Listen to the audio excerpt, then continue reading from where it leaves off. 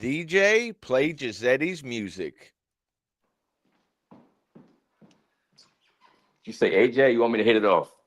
I said, DJ, play Jizzetti's music. Yeah. You ain't heard nothing yet. And if you don't know, now you know. Woo!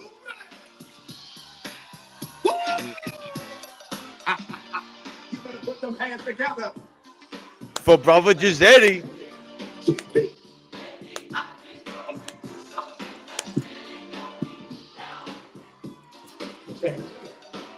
It's Saturday night in the den. Brother Jizzetti's here. Like, subscribe, and comment. We're having fun.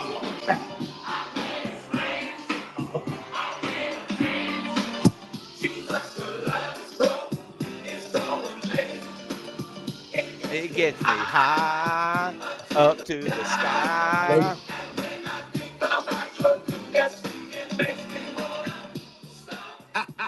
You can't take much. Welcome, everybody. We got Jizzetti here tonight. That was his little entrance anthem. So I hope you guys are ready to rumble. He got the Zealous Day gear on.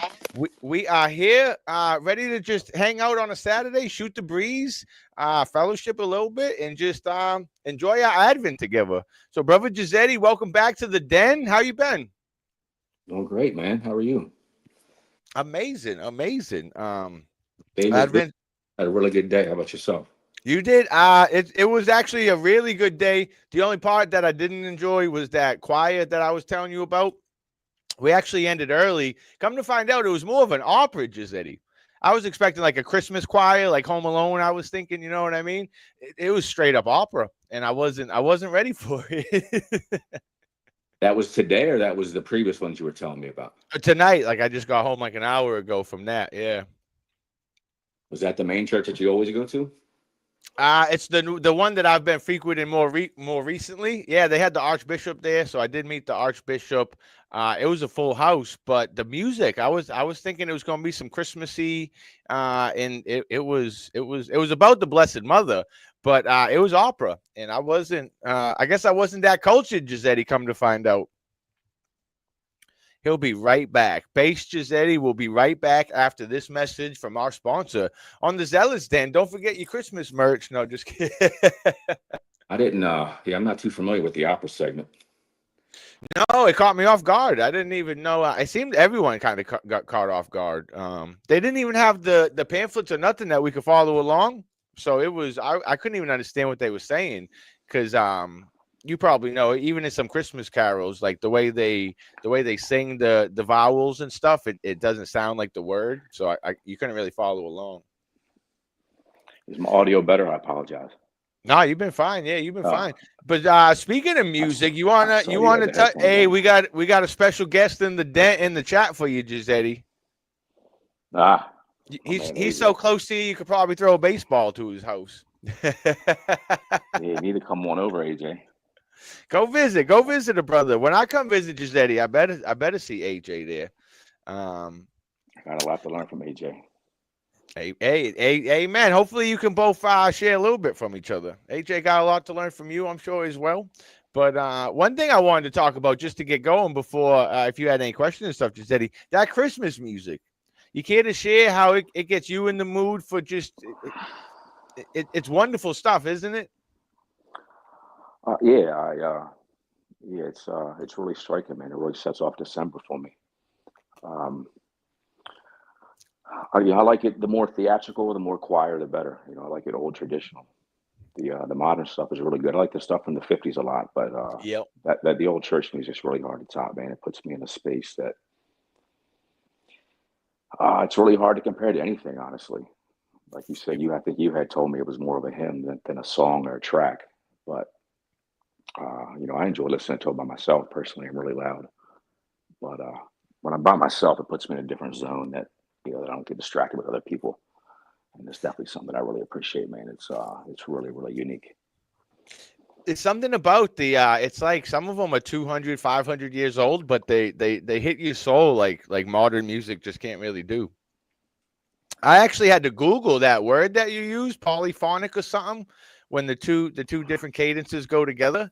Uh, Yeah. I love music, so I appreciate learning more about the intricacies of it from you because you clearly like it even more so. Yeah. Yeah. Uh, that was term was new for me. I looked that up, man. So that wasn't off the top of my head. I actually been Grok helped me out with that. Tried to Oh, impress him. okay. What were you trying to figure out? Like the what this beautiful melody you're hearing was? Because they do. They have the girls and the guys, and but together it is just like magical. Yeah, I forget how I came across the term. I forget the some of the adjectives that I gave him, but they pulled out that term for me, and I said this is gonna work. But that was new for me as well. I couldn't remember the term, so you said it was a poly something, Yep, polyphonic or poly. Yep. polyphonic. Yeah, I'll tell you. Sometimes I think I can't help but think when I listen to some older music, a lot of hip hop and rap. There's a lot of Jesus and God in there. Come to find out, like Jadakiss and there's a lot of, even though you wouldn't consider it like they all have that Catholic or Christian background where they which I just find I can't help but think that helped keep me on the road and get back to God. Um, like DMX and stuff. They're, oh Lord, give me a sign. There's a lot of mm. God in the music. It's good for the soul. Yeah. yeah. I do music best. I mean, in the '90s and 2000s, most of my time was dedicated to, to zoning out to the tunes and I actually look back with a little bit of embarrassment, to be honest with you. As Like far as that, what? the hip hop and the content and the character and Yeah. the Amen. I agree. the redundancy and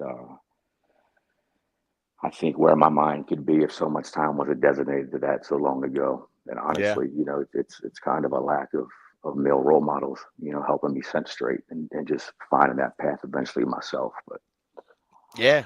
if Amen. I there was couldn't. if there was additional, a wider scope of men in my life to pull me out of some things sooner would have been a huge asset to my upbringing. But it's kind of Hey, just go out there and find it yourself. But when I do look back, it does make me grin a little bit. But I learned a lot, and I I don't know some of the characters, some of the artists too. I go back and I listen to some of the interviews of the guys nowadays. And I'm not really too impressed with what they have to say, and they don't really stand on too much. And it's all about the fame and keeping their character alive, and they get stuck in a big rut that they can't get out of, and it's unfortunate. And hey, they end up being rappers their whole life. But teach his own. yeah. No. No. That was very well said. That was actually very well said. Pretty. I couldn't agree more. I was just mentioning how they do have that little bit of the guard. There is more guard than I guess I realized when I was listening to it. Um, but that's actually interesting. The male role models. You want to touch on that at all? Because one thing that I noticed, because I always had my father. He was always working and stuff, but there was always that one male role model that I had, and thank God for that.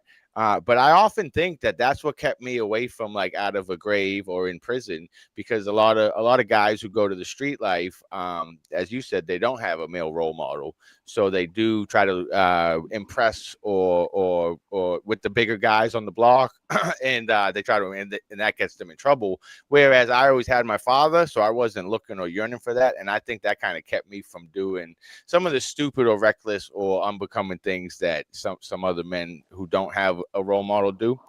But male role models in general, the importance of them, as you had kind of touched on, is incalculable, and I find they're few and far between today. Do you find that as well?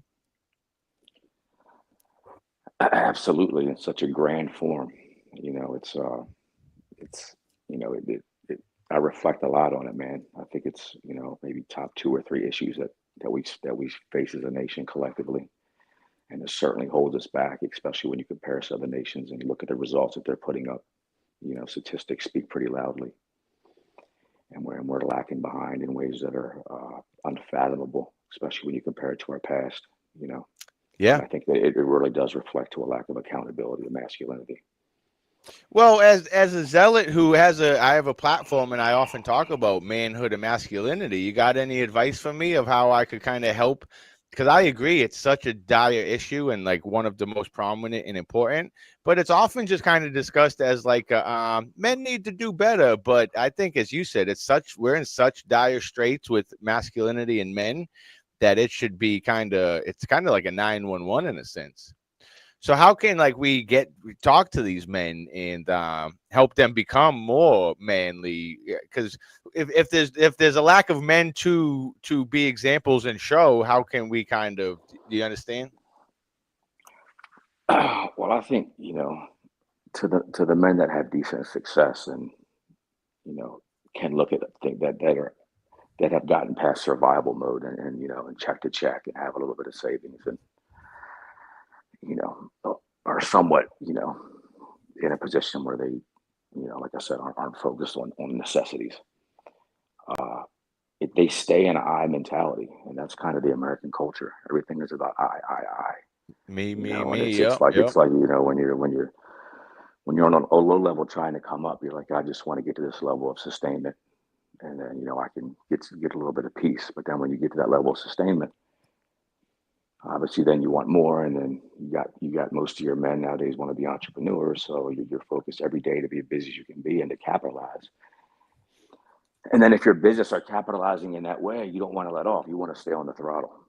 So it just the mentality stays on self and on the self of the immediate family, and it's a lot. I don't see a lot of looking outward beyond that, and we're really striking because of that. It's we're a burden of debt. So if a man does get to a decent level, then you see these families that they're making substantial money collectively. You go to your average family that maybe collectively brings in 150, and they're spending 150 a year. So you get stuck with that debt model, and then your eyes are still on self all the time. And you look outwards, and I go out in society, and you don't see anybody correcting any behavior. Everybody's just stuck in their own lane with their own blinders on. It's trying to save my own, and then protect my own, and then hoard my own, and then more and more, and it's a big detriment. Yeah, you're preaching. I couldn't agree more. That's all very well said. And one thing that I find is I try to be that guy who corrects people, as you just said. Not enough people are, and but us guys, we get like harassed for being that guy. Not that I care, but I find it interesting when you do try to correct someone. People are like, "Oh, that's not nice," or "That was unkind," or "Don't be so judgmental." Um, but to your point, yeah, we do need more men to speak out because I think everyone knows the more that do, the more common and popular that becomes. So like probably a lot of people think how we think, but they're like, oh well, it's a feminine world, and it's a girl's world, and it's like no, it's ass backwards. It needs to be fixed. And you also were talking about the me, my. That made me think about how important God and the church is, because that helps us to take that and put it out into the world. Yeah. Um, do you think that has anything to do with kind of the resurgence of people finding God and trying to get back to some type of traditional older ways that worked? In my immediate circle, I don't see a lot of people going back to traditional ways. People are very, very, very worldly, very Oh, I agree. cultured by the American way. Unfortunately, I really don't have many examples in my world to reflect on it. Everybody's stuck in the same lane, and it's constant materialism, it's constant wealth Hmm. seeking, and it's Woe is overwhelming. me. And Do you get a lot of it's woe is me? see that one more time. Do you get a lot of woe is me? Everyone's like, oh, life sucks and everything's so difficult, and there's not a lot of hope or optimism or motivation or. No, I don't really see so much of that. I just everybody's stuck in a doing mentality, and it's just conversations lack Yes, very broad. much. They lack broadness, and it's just constantly what I'm doing, what my money can afford me, what I want to purchase next, fixing the items that I have, maintenance, the upkeep. Yeah, amen. It's just a very redundant scenario of American culture that I see. Bro, that reminds me. I was watching it, of all people. It was Theo Vaughn interviewing Tucker Carlson, and it was the most enjoyable conversation to listen to because it was so refreshing. I'm like, it's just two guys having an open, honest, authentic conversation. No talking points. They weren't trying to like advertise or get subscribers. It was just like me and you, just two guys talking about random whatever the other one said. They would make jokes. It was laid back. It was like you don't see that anymore. That just reminded me when as you're explaining how people are and the conversations are lacking. It was so nice that like they would listen to the other one, they would give something back, but it was also like not just not no substance to the conversation. They were talking about important things, but it wasn't like talking points or like it was their own thoughts, and you could tell that it was so nice. It wasn't like something they heard on the internet, or it was A good free flow. But it's sad that that's so noticeable and enjoyable. Like that should be commonplace, as you're kind of getting to, I think, right? Yeah, I think Theo does a really good job with that. Theo has a really comfortableness that he provides. I've come to notice. Well, with someone like him, I think that shows with his guests. But well, when you're someone like Theo, you have to kind of be authentic back because he's so kind of out there and a space cadet. Like you'll get exposed if you're just trying to like fake your way through the conversation because he probably doesn't even know how to do that. You know.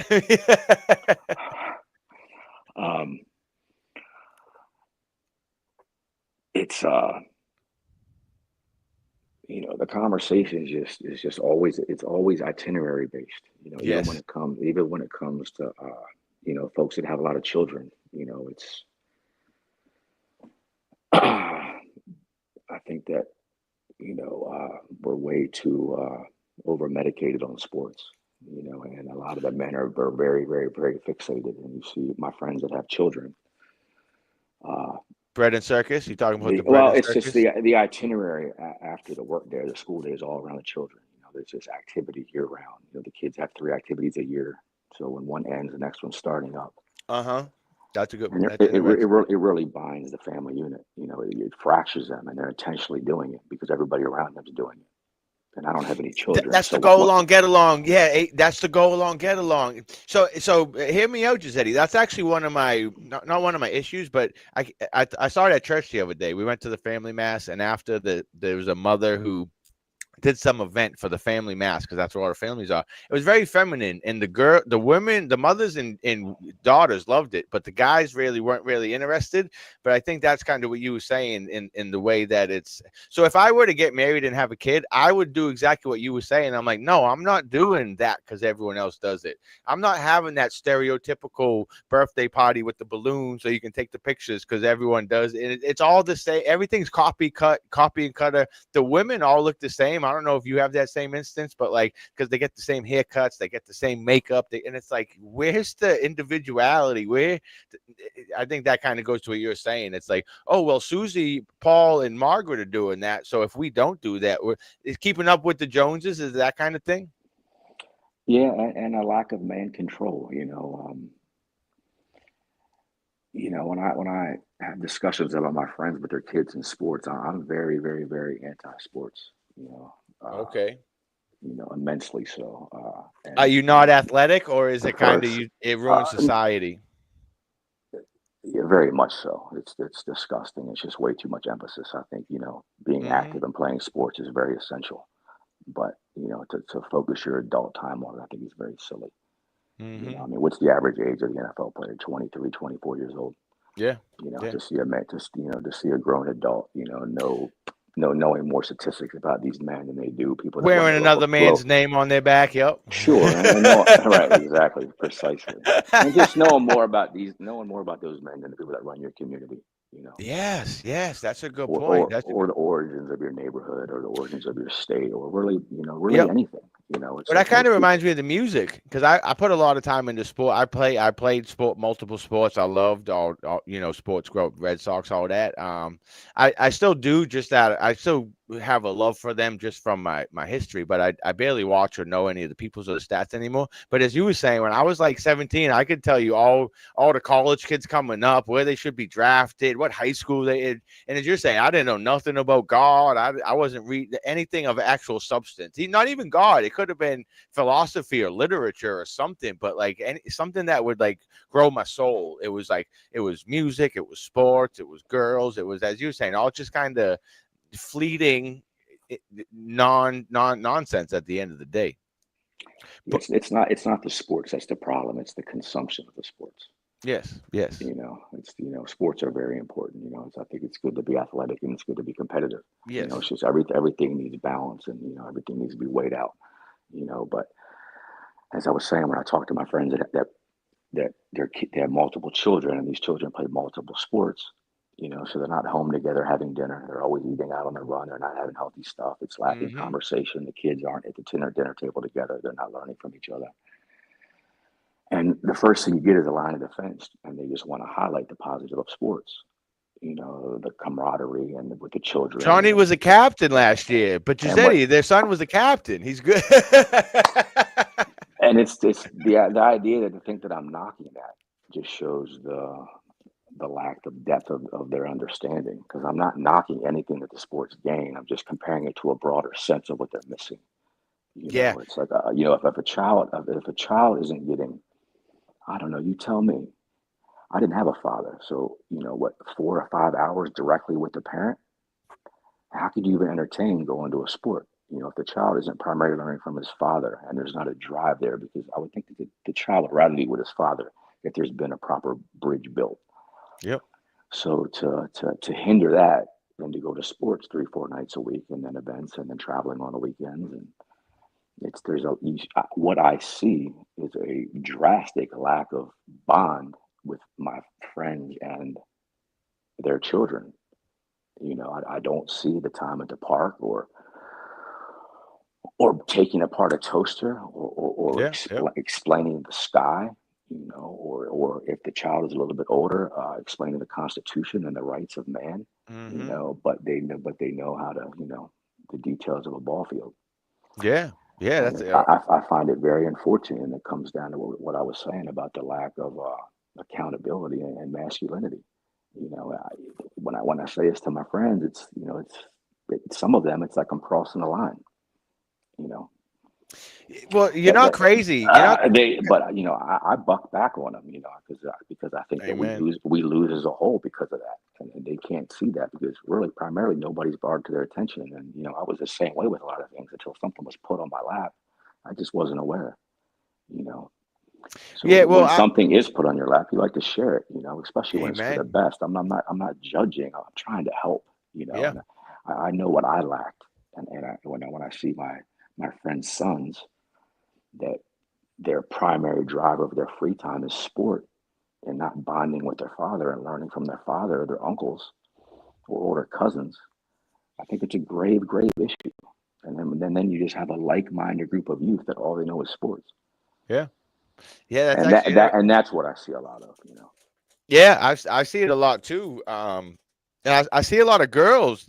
People have their girls playing a lot of sports. They do basketball now. They do softball, and uh, I'm not knocking on the girls doing sports, but as I'm saying, they're not really wearing any dresses. They're not doing anything feminine. They're trying to do boys things. They're getting muscular. It's not helping the daughters at all. I don't think that's a good point. But you're not crazy in the sense of I experience that often when you try to share a concern or inform somebody and they're not listening to what you're saying. They're like when you trying to help your buddies talk about the sports and they're feeling attacked or judged, and you're like, no, you're not even understanding what I'm saying. I'm not saying zero sports or don't have your kids be sports. I'm just don't let the sports consume your life. But that's a lot of the conversation. People don't really hear what the other person's saying. They like put it through a filter and hear what they want to hear or think that the person's saying, and that really bogs down conversations. Well, in addition to, it's a person with no children trying to tell a man, or a woman, a wife, and a husband how to raise their children when I don't have children. There's a little of But it's a little soreness, but It's done. It's done from a proper place, and I'm bringing this to them. It's not to judge, but it's to help. And it's to empower their children. You know, Yeah, no, and grow with a proper standard. It's like I look back now, and I think that there should be kind of criteria checklist. At 10 and 12, what a child should be able to do out of school.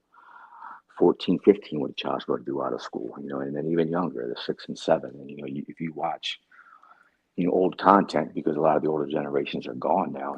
Pre World War One, these individuals aren't around anymore. They're all have passed away. But no, they didn't have the luxuries, and the children understand, or ideally, you want the children to understand why they're asked to do what they're doing. hmm And that's how you get proper gratitude and proper understanding, and you're growing an individual that's you know that's that is important. sound and contribute to society, and it's just grounded correctly. Yeah, You know. no, yeah, explaining the whys to the what we do's, because that was one thing I Mhm. never got as a kid. Um, and the whys, as you say, and that's how someone can appreciate and understand the importance of what they're doing. Not just I have to do it because I have to. As a Catholic, I can relate to that because there's a lot of what to do's, but a lot of people don't tell us why we're doing. Why are we genuflecting? Why are we doing this? And then that's why a lot of people end up leaving the faith because they're like, oh, these are just meaningless repetition things because they never heard the whys. That's just the example, but in anything, the why you're doing something, even like parenting, like when you're doing something harsh to you, mean to your kid for the betterment of them, it's like they don't understand, and it's like you don't get this now, but one day you're gonna thank me for this kind of thing. And I think a lot of people, as you're saying, men and dads, they're the ones who have to do the hard and the stuff that kind of is gonna get hate or despised for, but it's good for the family. It help grow the people. And now in this kind of woman feminized world, everything is so immediate and everything's so safe. They don't want, like, don't get hurt, don't do anything dangerous. I one thing I noticed, it's night and day when you're driving down the street. Moms are overly precautious. You can be like a football field away going 10 miles an hour and they will like run and get their kid who's not even in the middle of the street, just like crazily overly precautious. And then the dad is much more like, let the kid live a little bit. You know what I mean? He's not going to get ran over. And I think there's a lot that one learns from kind of being able to test the line and have a little rope from helicopter parents and stuff, because they never learn a responsibility, accountability, how to do. Giuseppe, I'm hearing nowadays like an unbelievable proportion of like 20-year-old kids, their parents either go to the job interview, fill out their application, or they even bother their kids managers, and the managers are like stunned. They're like, this isn't your job, this is your 20-year-old's job, why are you here?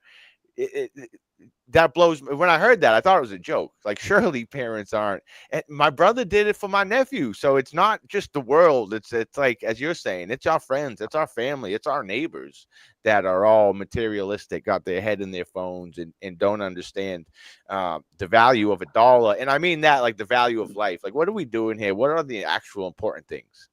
That's Sports fact. 5 days a week, probably not on the high list of important things.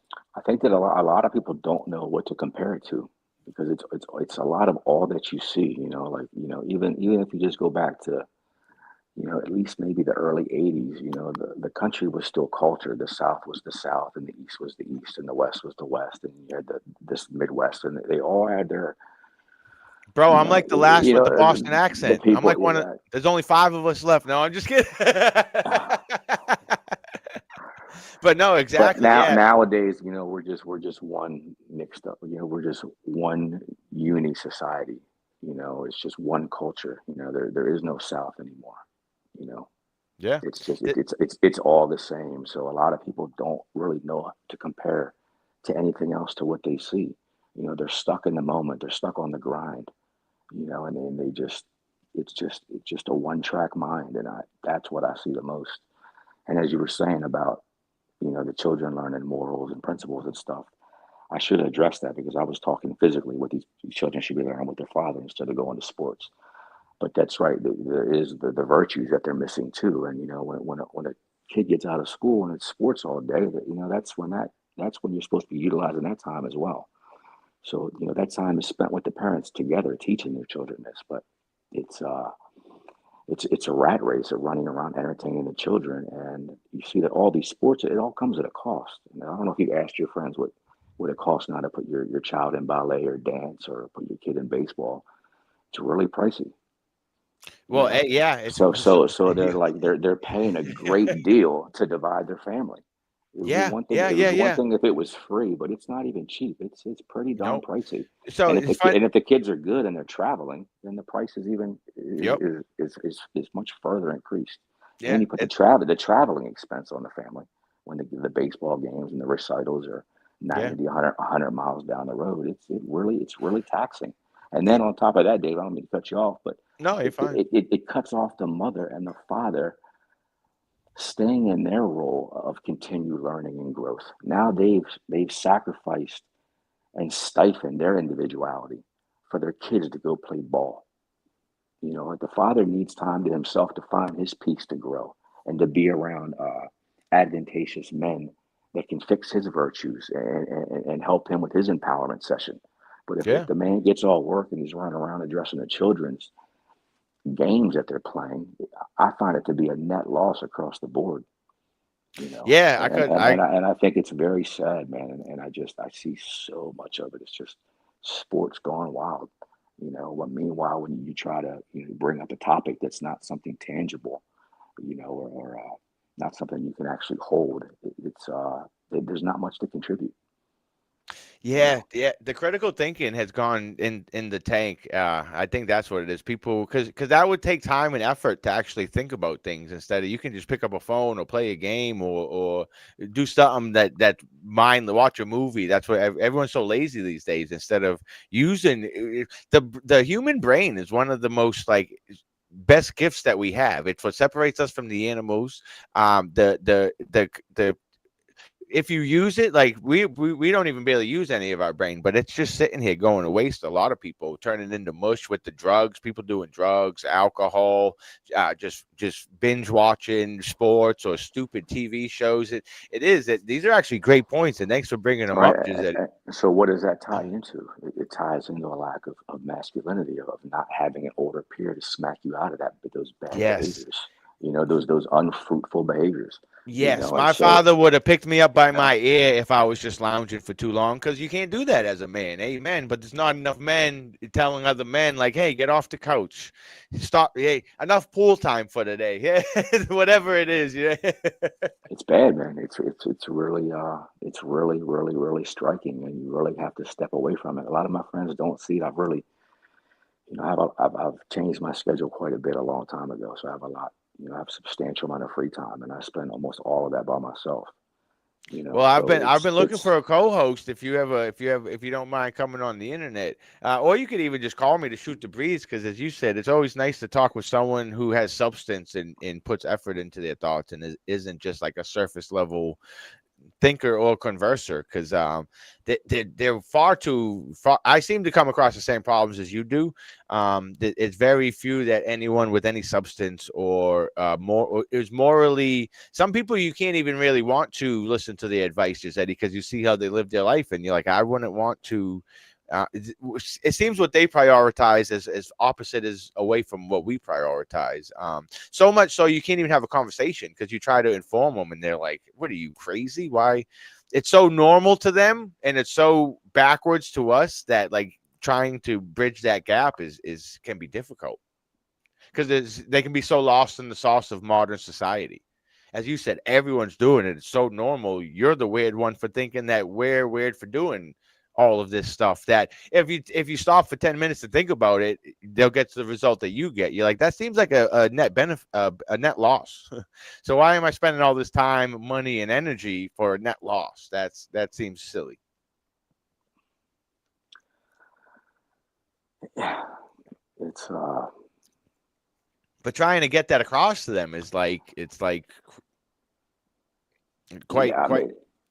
One Yeah. thing I you mean, said that I thought was, you said children run in the families. It's so true, and I guess I blame the women and the mothers too much, like feminization.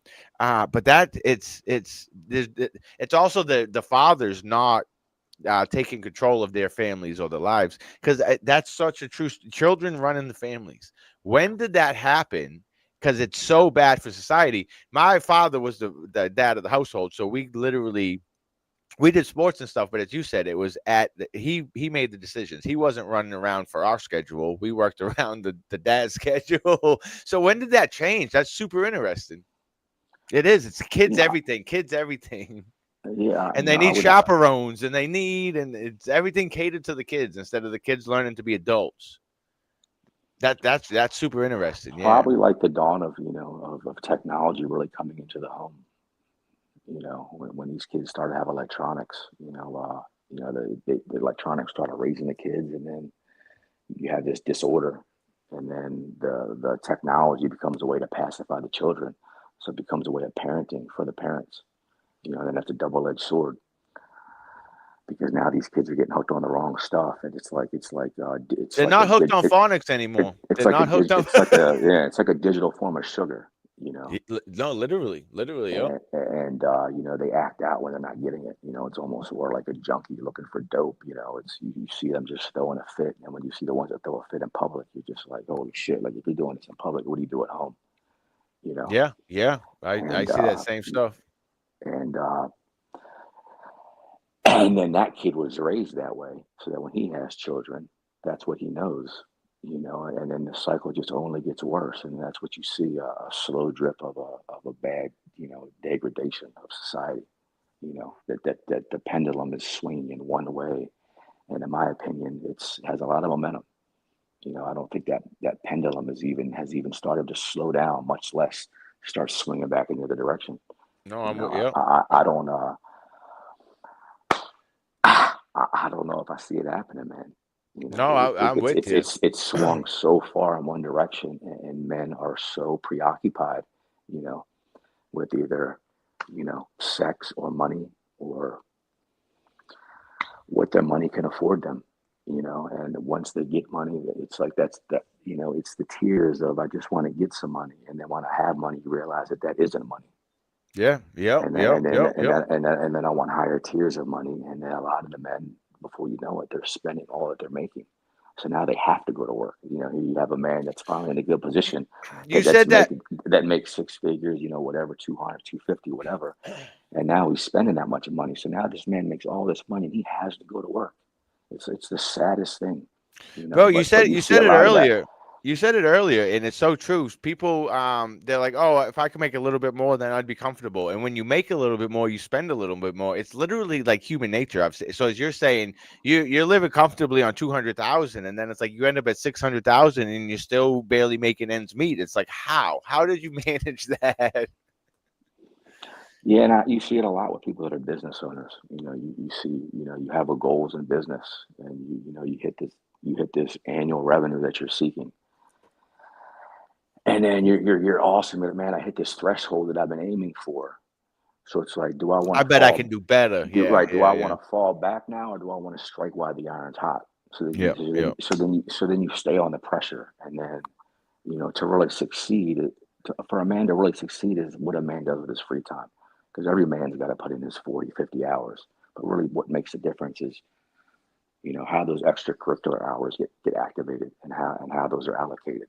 You know, so a lot of these business owners, the revenue's coming in, the customer base is adequate and where they want, and then, well, let me just go harder, and Hmm. then you have a cycle of that, and then before you know it, 8, 9, 10, 12 years has went by, and now we have all these men that are very successful, but all they know is their business.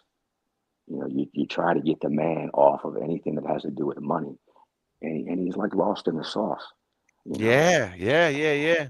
And to me, I think about this stuff, man, and I think like what's the best gift a man can give another man? Like I don't mean I would say like Have you figured out the answer yet? Because you kind of stumped me. I I, was trying to think of it. I would say inspiration is number one. I would want with my That's buddies. good. That's good. Yep, yep, We yep. need to be inspiring each other. You know, Yeah, uh, that's probably the answer, Giuseppe. Because as a man, that's all you really need is to see someone like, yeah, I can do a little bit. I can do better. And as you say, not striving to be like a millionaire, but like I can do better than I'm doing. Not to make more money or whatever, but for whatever virtues and principles. Maybe you see like a stand-up guy and you're like, I need to be a little bit more stand-up. You see an honest guy and you're like, I could be more honest, whatever it is. Yeah. Inspiring you to be better. Absolutely. It's very broad. There's so many ways to improve your life, Mm-hmm. And I would say, if I'm with one of my buddies, more face to face, that's a different scenario. So I would say the best thing he can give me in that situation is his full attention, and to not be distracted, and it's very, very challenging because men are focused on their money, and a lot of my friends are business owners, so you're Time never is money, right, Giuseppe? well, yeah, Time is money. and yeah, yes, but more so than that, you're never really off work.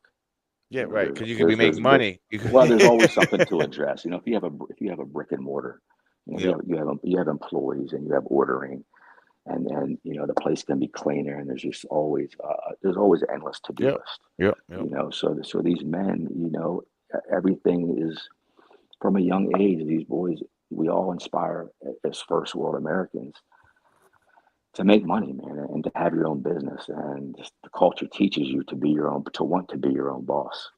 So you have everybody fall in this lane of trying to be a business owner. Entrepreneurs. So Way too many right. entrepreneurs.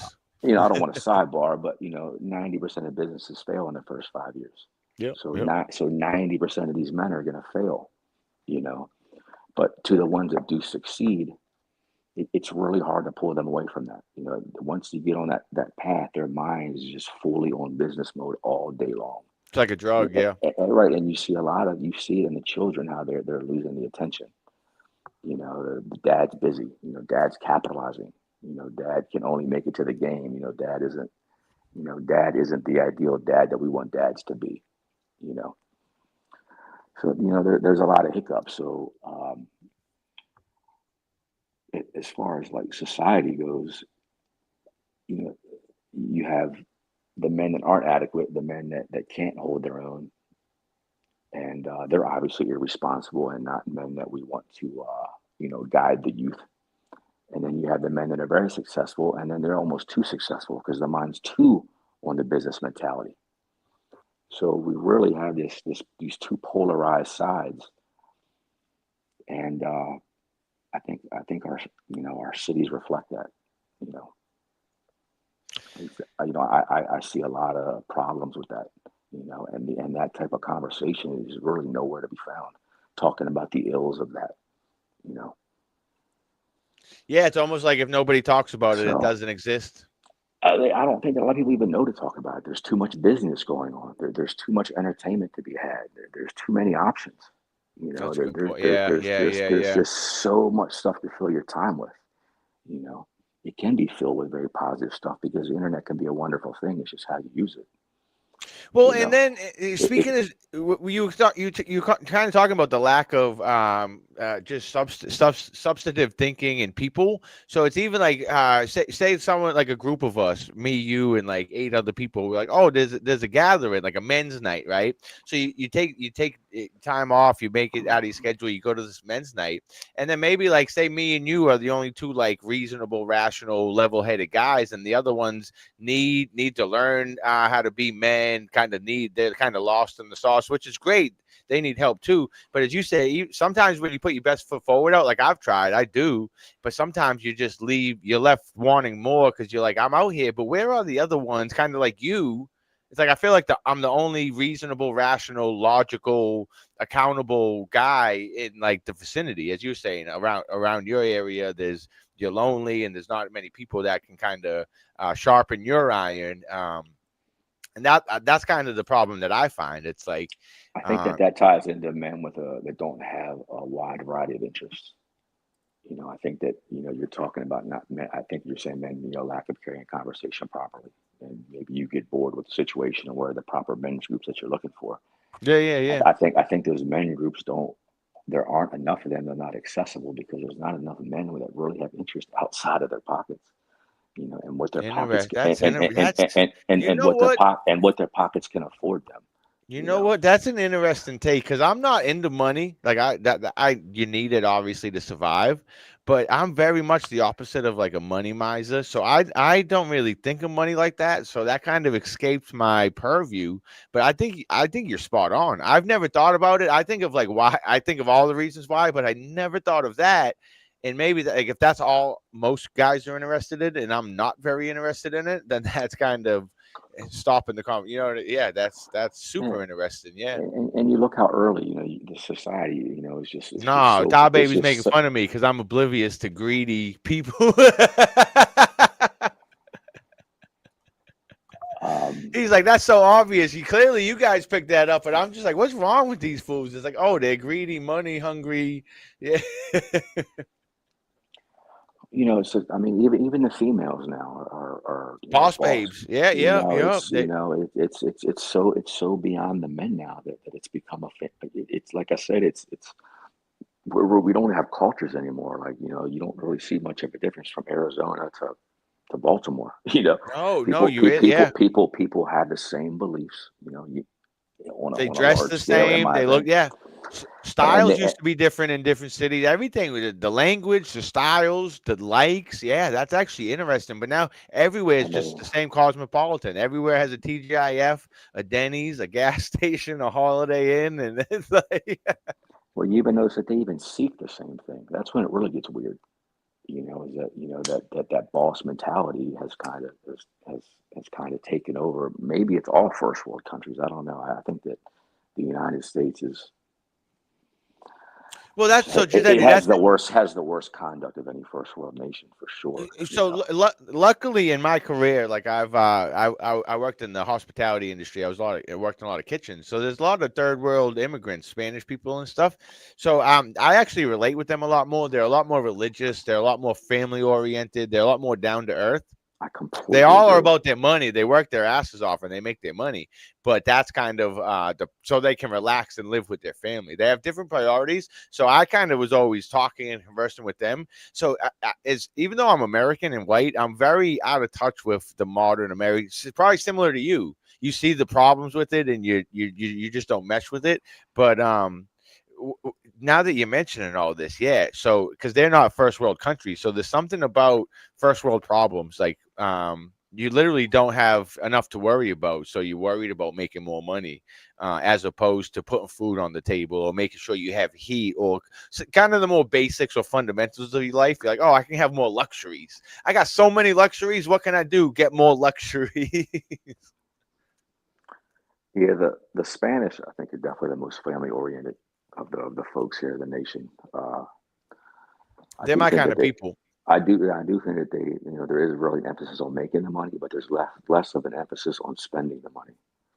And they're more So charitable. Like they want to go to the club or whatever, but they'll bring you. It's more of for a good time, not like to splurge or yeah, different and motives. I travel a lot, man, and if I'm out, I prefer, or if I'm enjoying myself, I prefer to be outside. My free time would be spent Oh, you got to come up to New Hampshire. venturing somewhere, being out hiking, being something outside, enjoying nature. And Oh, so me and Jenna will have to pick you up and head to like North Carolina or something because we love the yeah, mountains and stuff. Yeah, let's rock out. yeah, But we're all about that life. if I'm around here on the weekends, I'm out on my bike or on a kayak or something. It's astounding, man. Like I'll be in the back of a state park and you'll see all these Latino families, and that's Yep, it. There's no yep, white yep, yep, families out there. There's no black families. All the white families want to be out somewhere where there's a bill everywhere you go. yep, You got it. yep. Everything's itemized. Everything's a la carte. And it's just all day spending, all day spending. And you go to these state parks. It's $12 for a car, and they're making a whole day out of that twelve Pack their dollars. lunch. Yeah, you got packed lunch. You got And food. Yeah. I just applaud it. I'm almost in envy, man. I'm just like, why are there no white families out here? Why? Because in addition to that, David, if the families aren't somewhere where there's a cost, at a Dave and Buster's or something, Yep, or yep, yep. however the kids want their entertainment, they're at those ball games. So here I have the Spanish families. The son's there with his dad in the river. Yep. And then And I look at bro, the I there's look I nothing. look at the white boy, and Johnny's on the field and Dad's in the bleachers. Yeah, yeah, yeah, yeah, Like they're yeah, they're yeah, not yeah, they're yeah. not they're not even together. So now what the man has done is the American father has now outsourced his fathering to another man. The coaches, yep. You The know, right? And he teachers, and, yep. and he and he's going to sit there, and you think that's a smart use of time, sitting there watching your kid get coached by another man? You know, I say no, but you know, maybe some people would say that's too harsh. Well, no, I agree. You Well, know, especially because it's hit and miss. Well, I did a lot of sports, so there is a lot that you can gain from sports, but in moderation. In moderation. And also, I was kind of so it's funny that you said sports are expensive because they are. So that's literally why I played baseball most of my career, because all you need is a glove, and you can even borrow a glove and the bat. Like they have all baseball, you kind of just have to show up. But football, you need to buy everything. Hockey, you got to buy everything. They are expensive. But they are pretty good if you're just kind of like sometimes you see those third world people when they're training for like the MLB. There'll be like a catcher in like Dominican or something, and he's like using bricks and like that's how you should be training and working out. But nowadays, as you're saying, they have all this AAU. It started in my even when I was young. It started. Everyone had to get a personal trainer, and they had to get the new training mechanisms that came up, and it's all money, money, money. It's like, bro, these are sports. People have been playing these since the Greek times with stones, and you don't need all these intricate newly made props to learn how to throw a ball or catch a ball or kick a ball, whatever it is. I I was the mean, guy you make a basketball hoop with the milk crate. You know what I mean? It's square, not circle, but it's something to put a ball in. It's not that complicated. Just what do you think a pair of batting gloves cost at Dick's for oh, a youth 40 for bucks, a youth 40 12? bucks. And Then you God got for three kids. Now say you then, got three kids. Yeah. well, then you're building a hierarchy too, because then if the majority of the kids on the team all have those gloves, the other kids are going to want them. So then it's a snowball of issues. But there is, I don't want to undermine. There's a lot to learn from sports. I just think that you compare it to something broader, and I think it's apples to oranges. But if it's one sport a year, that's a lot different. I see kids playing continuous. So when one sport ends, the Yep. next Yep. season Yep. picks Yep. up. And then it's a big detachment from dad. And how are we fixing that? So it's like, the majority of children are growing up without a father in the household, which is obviously sad, a big issue for the nation. And then the ones that do have a father in the home, they're playing sports all afternoon. That doesn't add up. God forbid I mean, how many kids? What do you think the percentage is that a child has a father in the home today? Never mind from single Where do motherhoods, you where but do you yeah, where do you guess? Let's throw that out there. What parents percentage? with a father. A child? What percentage of children have their father in the home right now? It's You know, probably 30% would be generous. I feel like. I would say that's probably somewhere in that ballpark. So God forbid if you happen to be one of them 30%, one of them 30%ers, or a third rather, not 30%. But could you imagine playing two sports a year? Like you happen to have the chance of having a father, and then all your free time you're on a field. Oh man, David, it No, kills I'm me, with man. you because It bonding, it it male to it male kills bonding. it Yeah, father kills and me, man. It just I don't know, man. I, I'm trying to hold back. yeah. I could I, Well, I it's, could re- well, I could really really really really vent, man. Like yeah. Well, no, we're gonna have to have you it's cut. really We'll it's have you really back. sad, man. It's We'll really we're gonna sad, have you man. It's back. just monkey see, monkey do. Well, yeah. Well, that's literally most You sons want to be like their father. So it is monkey see, monkey do. So if your dad's out there chasing paper, you're gonna want to chase paper. But no, And when all the neighbors' kids are playing sports, it's hard to explain to Johnny why he doesn't get two sports, because little Johnny doesn't understand what he's missing not being with his father until he gets older. Not amen. and Yes, and so and yes. then it snowballs, David, because you're talking about not having uh, proper camaraderie spaces for older men to bond. You know, and it comes with that these men aren't available because these men were introduced to a wide option of interest when they were young. So their narrow mindedness is now narrow minded as an adult because they weren't taught a broad spectrum as a child. Well, I So do so agree with so it that. snowballs all the way through. So then it's like, you know, What do you think about this? I would add, because my understanding, a lot of the problems with men's groups and activities is the women kind of nip those in the bud. They either want to join them and be a part of them. So there's not really a lot of places where men can go to be men. Like they used to have cigar clubs. They used to have where men would go and there was no women or children allowed, and men could be talk about the men stuff. I feel like the women kind of invaded those spaces where they're like, we no, we should everyone should be allowed, and I think that has a little bit to do with it. But I think what you said is a lot to do with it too. But what do you think about the women kind of invading the men's spaces? Because even like yeah, 50 years ago, there was like places in society where only men could go. It was like men's groups, men's this, men's that, and now I those are think like almost null and void. that I think that I'm probably more comfortable speaking on present time and then maybe like pre-Second War, you know. So Yeah, like well, that's what I'm talking about. Yeah, if you go like pre-World War II or even up earlier up into the Civil War or maybe up until the 1820s, male fraternities were immensely popular. it's because it's so You, you, vital, as you're saying. yeah, It's like so important. Yeah, come like the First War, these things started falling off, and then by the Second War in the 40s, they almost went non-existent. But if you look back, you see that these men were all a part of things yeah, yep, outside of their immediate family. There was camaraderie, and they were building for the community. And yeah, of course, yeah. I wasn't there, but I would like to think that they were learning and learning from Oh, each other. 100%. Yeah, So sharpening each other. Yep. there was some studying involved, but that's just me on a wish list here. But uh, you see, David, that almost all men were a part of something fraternal, Yep. and now almost no men are. It's Yes. Yes. completely gone. But I think that it got replaced with technology. Like I don't think it was the woman. I think that there's a problem with the woman. But I think it's based out of control. I don't think she necessarily wants to be a part of it. I think it's just, which is another issue. You know, I think that the majority of the households I see are ran by the woman.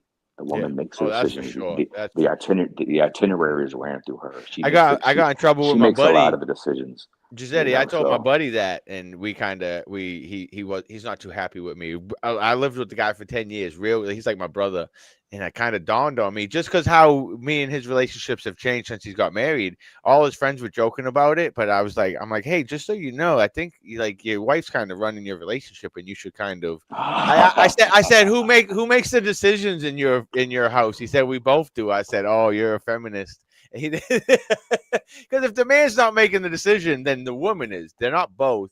But we're still cool. He got over it or whatever. But as similar to you trying to tell your friends about maybe how they could be better or more productive, they don't like to hear it coming from an unmarried guy when they're married. Don't tell me about my wife or if you had a wife, man. But it was only for his good, her good, the baby's good, everyone's good. Like the men need to be the men and the women need to be the women. But he's happy, so there's that. it's yeah. I mean, yeah. It's funny because and my friends that I see I'm reluctant to go there. I will speak on the sports and just how I think That you know how me that's a loss, but I know I'm pretty blunt, but that's yeah. a little too blunt. I hesitate on going there because I don't know.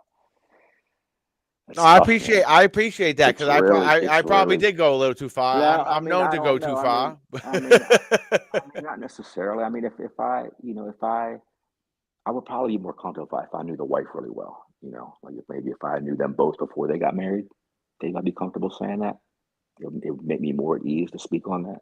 Yeah, But yeah. I was raised in that household. My mother completely, you know, I had a stepfather, but my mother completely ran everything. You know, it was, really short leash.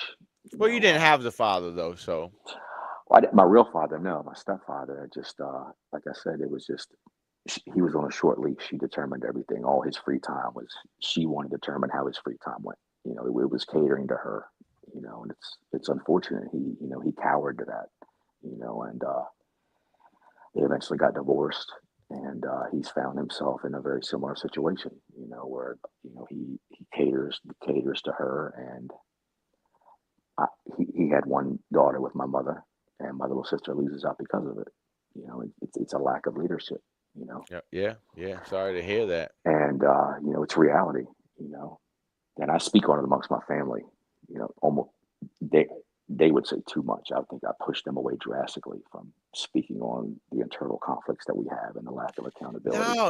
No. But I agree. outside of my family, I'm a little reluctant to talk on that. But my internal family, I speak on it at length. And like I said, it's to the You point and me both. it's to Amen. the point that I've really pushed them away, man.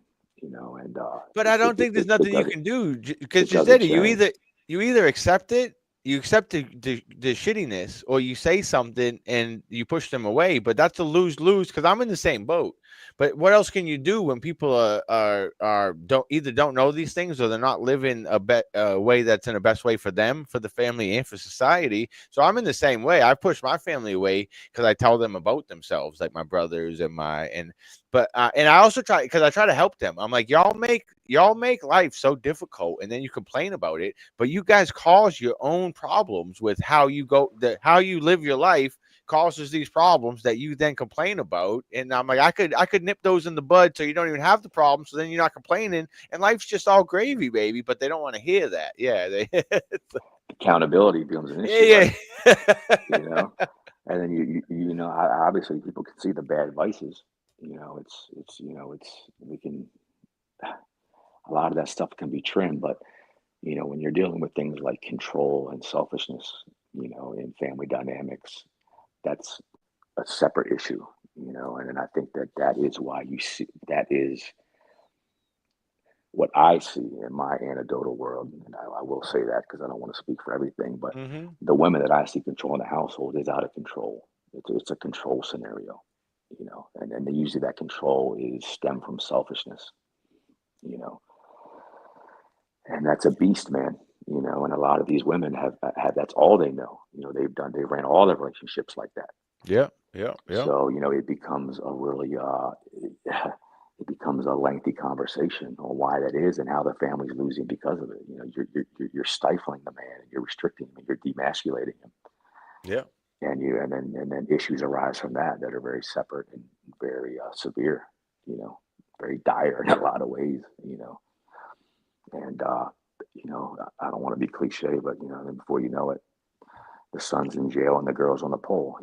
Yeah, no, that's it. But That's actually that's what happens to the sons, and that's what happens to the daughters. That's funny that it's stereotypical, but it's so true. But on a sober note, Todd Baby got some good advice for you. I don't know if you can read that.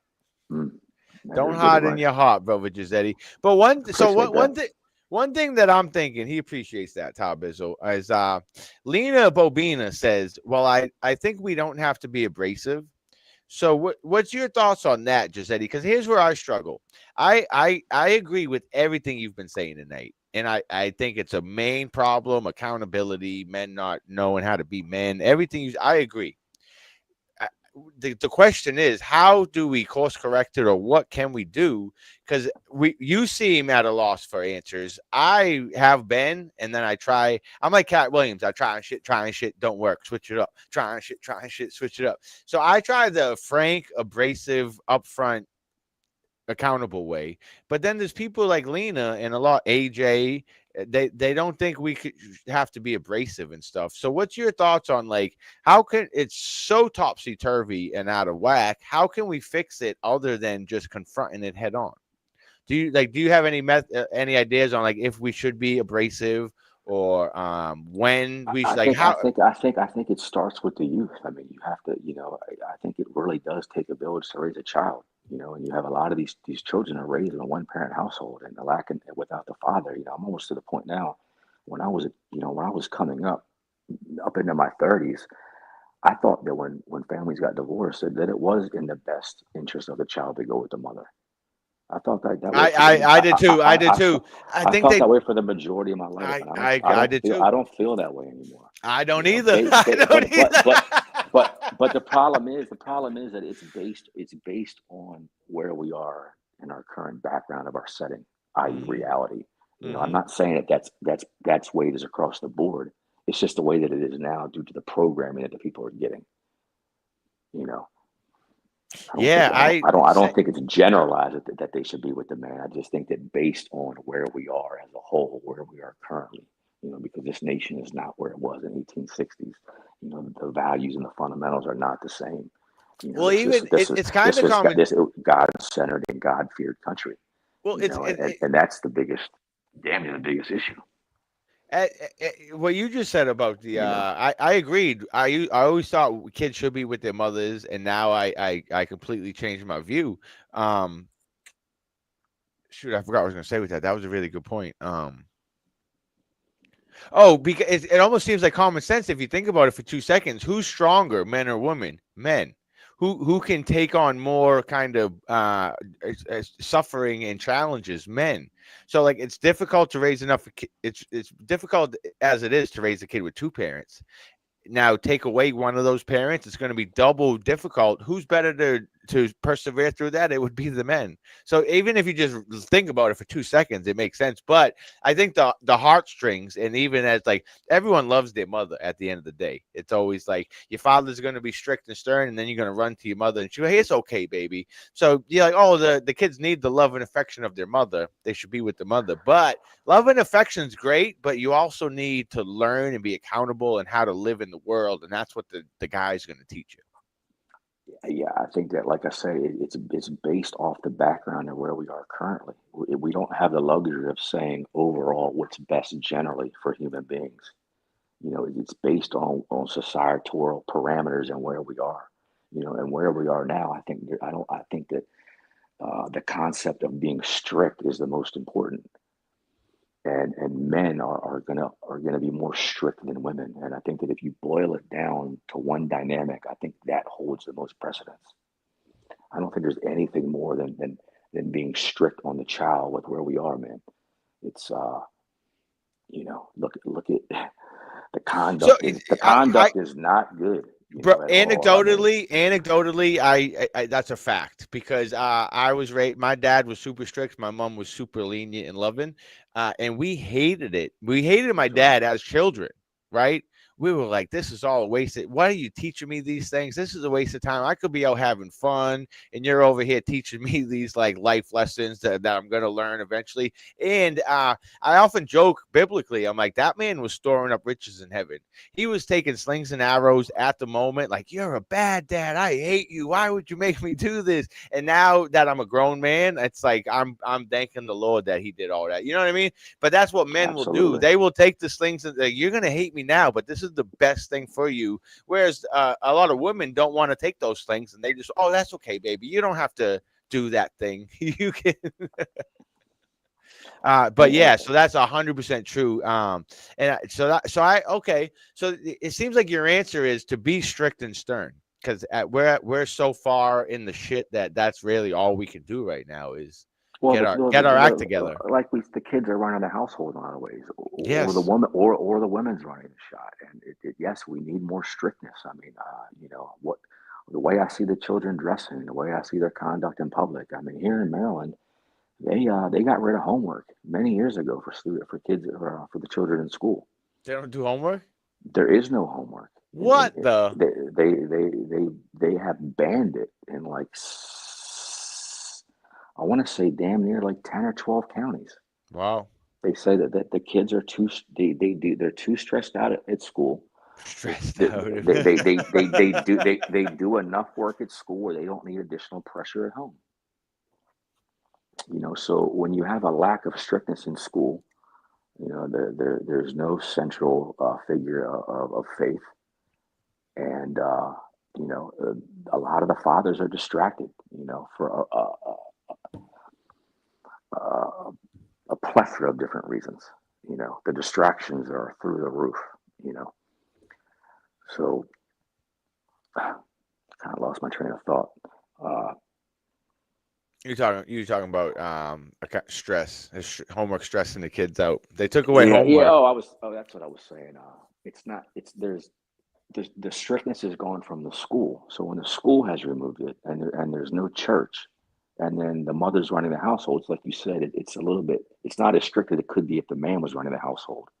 Then it's kind of the children at liberty to do as he pleases in a sense.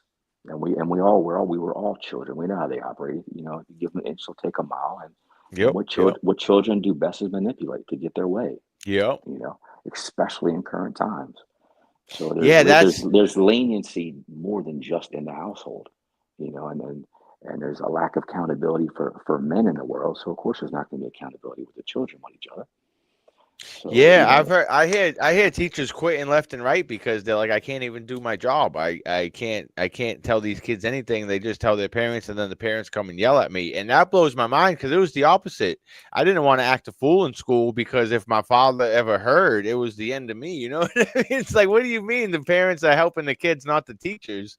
So yeah, as you're saying, there's no accountability at home. There's no accountability in hmm school.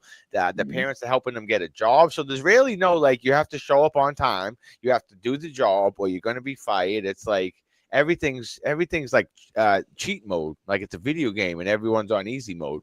It's kind of bizarre.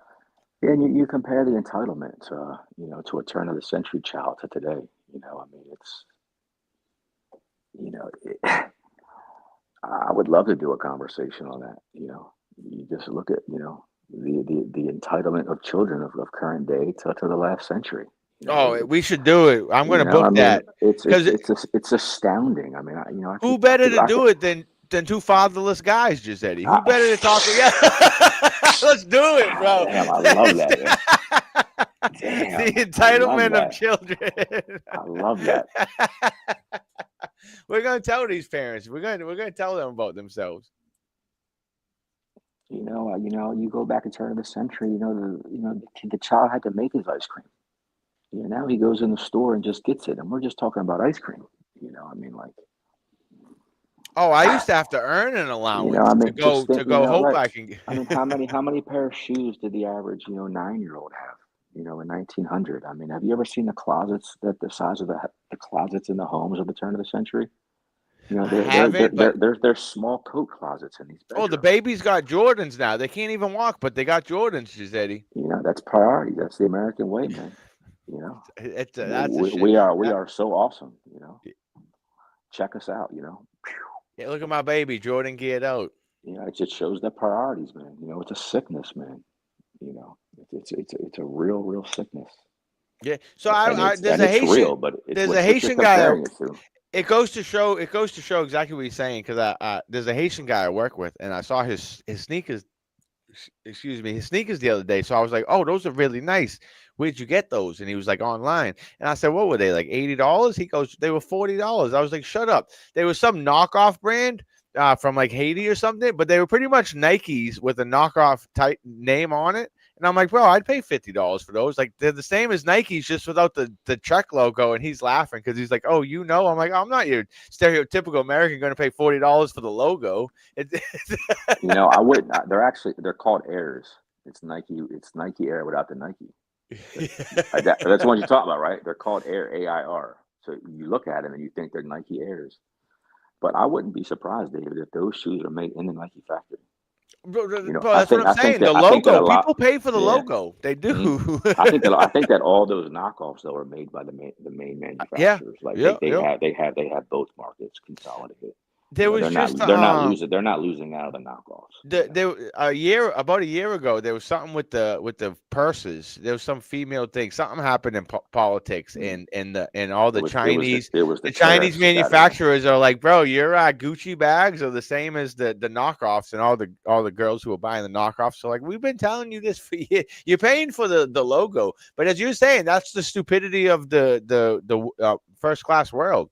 I can afford it. It's a status symbol. I want status, so let me pay for this symbol. it's the It's ridiculous. programming, and right? It's the programming. But how many people are going to allocate the time to even talk about this stuff? It's like to even for an adult to even sit down and entertain the conversation is at this day and age, I would say it's could be classified as unusual. You know, to try to have somebody stay on the topic like this for more than 20 minutes is challenging. You know, people are very distracted. You know, Yeah, yeah, there's a lot of stuff to do. There's a lot of stuff to take care of. You know, people have a lot of assets. A lot of that stuff needs maintenance. You know, it's just we have all this stuff available to us. We live in such an amazing time, but yet people don't have time. It's It's the What? biggest oxymoron. It's you have to find importance in things outside of the material, and find Yeah. value in different ways. Well, And I go think ahead. what you're saying is take someone from 1900 and put them in today. It would be so easy for them to survive in the sense of they're going to go get their bare necessities and that's all they need. The rest is gravy. But people forgot so much about the bare necessities. It's like you need food in your belly, you need some water, you need roof over your head, you need some heat, and the rest is or some transportation, and the rest is all extra. But now, as you're saying, nowadays everyone has to have their own TV, everyone has to have their own car, everyone has to have their own everything. And instead of like, that's why I try to tell my sister, the Spanish people who drive, they come here, and I went to like I've been to their houses. They literally like the people who are working in the morning, the people will be sleeping in their bed at night, and then when they get off work, because like they don't really need all this extra fancy stuff. They're just trying to save so they can live a luxurious life when they're retired and maybe save some money for their kids. It's not about having, oh, look at my 42-inch TV or how embarrassing is that? At 42 inches isn't even big. That's how much I know. Just but yeah, No, you're it's spot on. There's you gotta. It really depends how broad you can look, man, and it takes time to carry that broader perspective. But it has to be important to you. It well comes down to something like and refining yourself. And refining. Yes, we need. I That's a good lost my word. thought. Damn it. We were talking about the Spanish people, but well, I was gonna say Wow. like the Spanish people when they party, they'll have a few beers, but the point is to like fellowship and get along and learn and have fun. Whereas white people, it's more of like showing the fanciness of the party or look at the catering that I got, look how rich I am. Whereas some people, it's more of the substance of yeah, we'll have a few Coronas, but that's so we can talk for 2 hours. You know what I mean, and get to know each other, and it's more vibing and family oriented and socializing than look at my 5-story house and my fridge with the ice cubes and whatever the stupid fancy thing. Right. You think, like you said, when you compare it to, when we look at people from yesteryear, and you talk about the things that are really important in living, and the biggest gift that you can have is time. You know, Yes. so people that make a lot of money, and your goal should be to work less. To be able to spend it with other people, to invest in relationships, or invest in your relationship with the creator, or invest in spirituality of some form, whatever that means to someone. You know, and it's just not there. You don't see people working for that goal. Who do you see speaking like that? No, as you're saying, almost no I'm one. working. I'm working to not work. I'm working to afford myself that I live in this modern day time, and I can go to one store and get everything and afford myself all that free time. You Hmm. know, it's just that's not the mindset you see here. Or not only that, Giuseppe, but they when they It's really hey, sad. they'll get some free time, and what do they do with it? They go golfing, bro. That they want to be entertained, man. We're an over entertained society. That's what they just can't get enough. There's so much of it.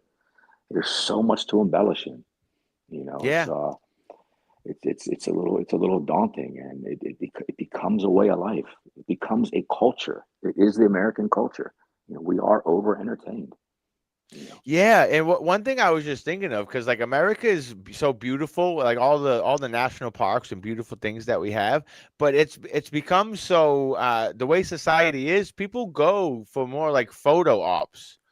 To look good on Instagram to get a nice pic, then actually like you go to the Grand Canyon and they want like the nice picture, but it's like, what about those the white waters that they have and the tunnels? Like, there's so much like I could explore the Grand Canyon for a week and not take a single photo. But some people will travel there just for the like, hey, I made it to the Grand Canyon. People are just so surface level and shallow nowadays. David, it's Um, a sickness, man. yes, I agree.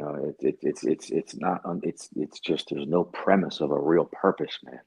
You know, it's the problem of monkey see, monkey do, man. They look around and everybody is on the same objective. You know, it's to have and attention seeking. Has gone wild. It was really bad before social media. and my parents' generation was bad. And today, it's not even measurable to my parents' generation anymore. You know, it Yeah, it that's it it it, it, it, it could be that you know I would say attention seeking is top three of our biggest issues. You know, by all means, there's another topic for us. You know, attention seeking. how it's destroying us in catastrophic ways, man. You have Like wives I doing could, it for the Instagram. you and I could brainstorm an outline and really, really, really build on these things, like in really detailed, jaw-dropping ways, man. You know, Yeah, hopefully you have more time for us because it's I just enjoy the I'm saying conversation. even on our free time, man. Like Yeah, yeah. like really, really try to find resolution. Like I said, that there should be standards that just aren't anywhere to be found. It should be standards for children. That what they have seen by the 6 or 8 years old and by 9 and 10 years Bro, old. I say that because as a Catholic, we don't teach our kids nothing. I went through the catechism, and you're 10 years old, and they're using kids gloves, and I'm reading the Bible, and I'm like, Jewish kids used to memorize the whole Old Testament by like the age of 9. So as you're saying, like Wow. what we expect from our children is so ridiculous now. Kids are like 12 years old, and they're like 8 years old when we were a kid. You know what I mean? As you're saying, there should be kind of like if you're not reaching these certain pinnacles by a certain age, you're falling behind, and you should help your kid out because. I think about Alexander the Great conquered all that stuff by 30 years old, and it's like kids are getting out of college at 22, bro. Mm, mm. They didn't even start their life by the time Alexander the Great conquered like half of the world. That's how just silly we've become. 22 Yeah, years old. yeah. People think 22-year-olds are kids now. That's one of the shameful things, right? You got That's like a it. 20. Absolutely, Oh, you're you're a young absolutely kid. right. It's a That's a pathetic 20-year-old. standard.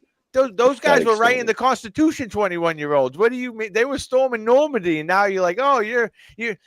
I understand why you're messing up, kid. You're only 21 years old. You have your whole life ahead of you, and it's like the way people view the world is just ass backwards. A lot of parents' premises for their children is wanting their children to be happy. Do, Yeah, and do, what do, you, is? Yeah, do, you, do you yeah. see the flaw in that? I do. It's Like subjective. Happiness is subjective. it's really yes, and it's a very poor choice of word. It's just so vague, Yeah. and it should be a child's purpose should be purpose. Well, how about this, You know, Giuseppe? Because I joke Uh, about this with the it, Bible. it Because need it everyone, need a child needs importance and understand why he's doing things and to see the value in himself and what he can bring to the family collectively.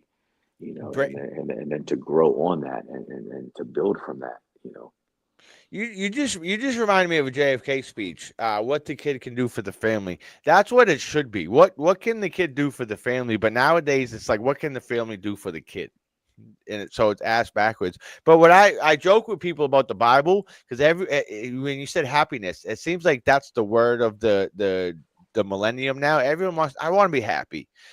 So I tell people God never promises us happiness, but He does promise us love, joy, hope, and peace. And if you get love, joy, hope, and peace, that happiness is almost guaranteed to That's right. follow that. That's right. So yeah, parents should be giving their kids love, joy, hope, and peace, not happy. It's like, Right. Well, right. Well, they should show them in detail how you seek each one of those and how they differ from each other. yes, You know, yeah, and yeah, these should be. This is what families should be talking about in the afternoon, and not being running late to sports. yes, If yes, these basics and these fundamentals aren't there, then we don't entertain sports. We have a strict standard. Entertainment takes a far back seat. You know, it really does take a village to raise a child. Those are your best odds. A child needs a facet of masculinity around him. You know, yes. they they, they Even they the need women, they yeah, need they right they need to hear no outside of just their parents. yep. They need discipline.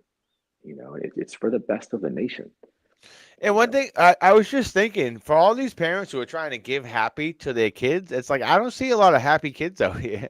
So it's clearly not working, right? Like if you want your kid to be, I don't see a bunch of joyful, happy kids out there. They're miserable.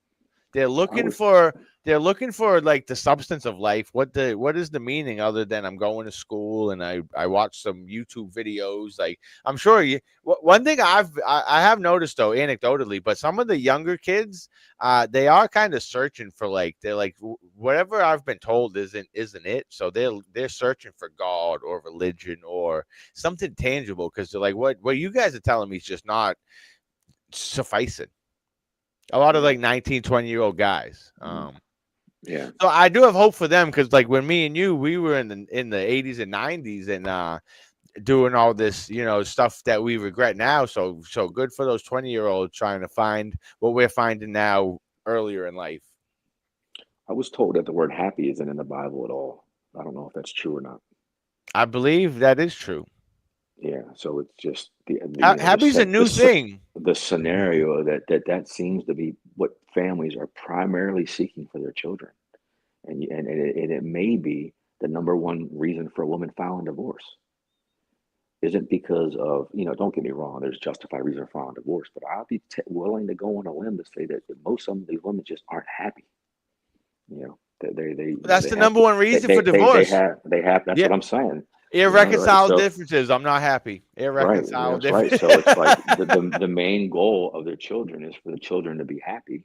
And then the main reason for the women wanting to get divorced is because she's not happy. Meanwhile, happy is not even in the Bible. Yep. So look at how far that these perspectives can swing in a matter of a few decades. Well, It's astonishing, man. And then not only that, it's to but really be reflected on in a great way.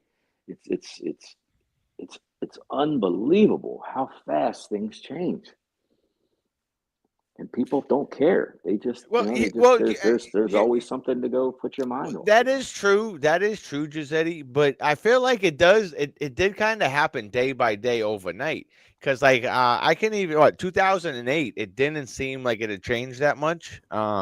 And that was what 17 years ago. So within 20 years, which is a quick amount of time on the whole timeline, but like it is kind of it's sneaky how they did it because it does seem overnight in hindsight, but like it was kind of a slow because Well, I would even say I'm saying from overnight in a perspective of like how long we've been atomically humans and been under, or you could even say been under city state, since we've had government. then yeah, I'm going right. I'm going like yeah, way so wide. that That's what I'm yeah, saying. Like, so that was you when know, you were saying like the first or second world war, like the world was pretty much the same and then it just switched to modern society like overnight. right about the Civil War. Electricity, That's right. yeah, That's it right. all like came at the Hmm. same the industrial revolution, world war, yeah, but yeah, before that it was kind of not too much difference between like 1700 and 2000 BC, not as far as how people interacted and yeah, exactly. That's food for thought. And That's a in whole and topic in yeah, itself. Yeah. and in the United States pre-Civil War, there was no media. There was virtually no media in the home, so it was fully self-governed, bro. And where there's a big dependence on the government now, So let me tell you. in ways that go unnoticed. And I'll back then, men governed. Yes, yeah. They governed their house, and then they governed their community collectively. They were the vote And for their household. One vote, that's just the right. dad. Yep, yep. I live on a block here. I can show you out front, man. I mean, I don't know. There's just from stop sign to stop sign. There's probably 35 houses. Yep. I see bad conduct all the time outside. I've never one time have I seen anybody go outside and address it. Never, not one time. But yeah, You but know, 40 years ago I'm they the would have. 40 absolutely just what, 40 but years ago. there was no choice. They didn't know It of would be the they grandma. It would be what grandma going out there confronting somebody. Like grandma didn't, you know what I what you had mean? to realize, David, was there was no alternative. Either you took care of it or it didn't get taken care of. Now we Good have this point. Good dependency. point. We have dependency on this on daddy. Police or whoever's gonna come. Yep, yep. Donnie or Barry or Billy. Yeah. Pick them. You know what I'm saying? Pick any one of them fucking fools. And there's a dependency issue.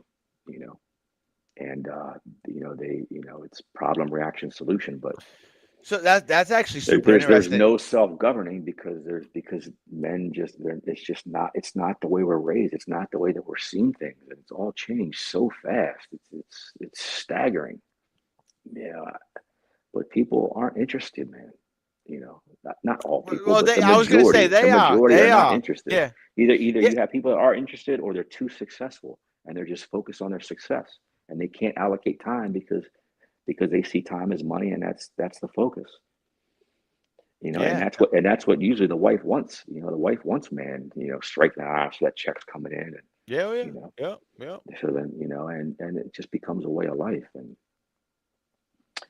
it's sad and it's fucking unfortunate. Well, yeah. Well, And look around, it's drug addiction and homelessness and on, the dollar is not worth anything and people don't know yeah. anything Yeah. about anything, if we, if we, because they don't care because it's unbelievable. It's like the Twilight Zone, man. It's really bro, some days.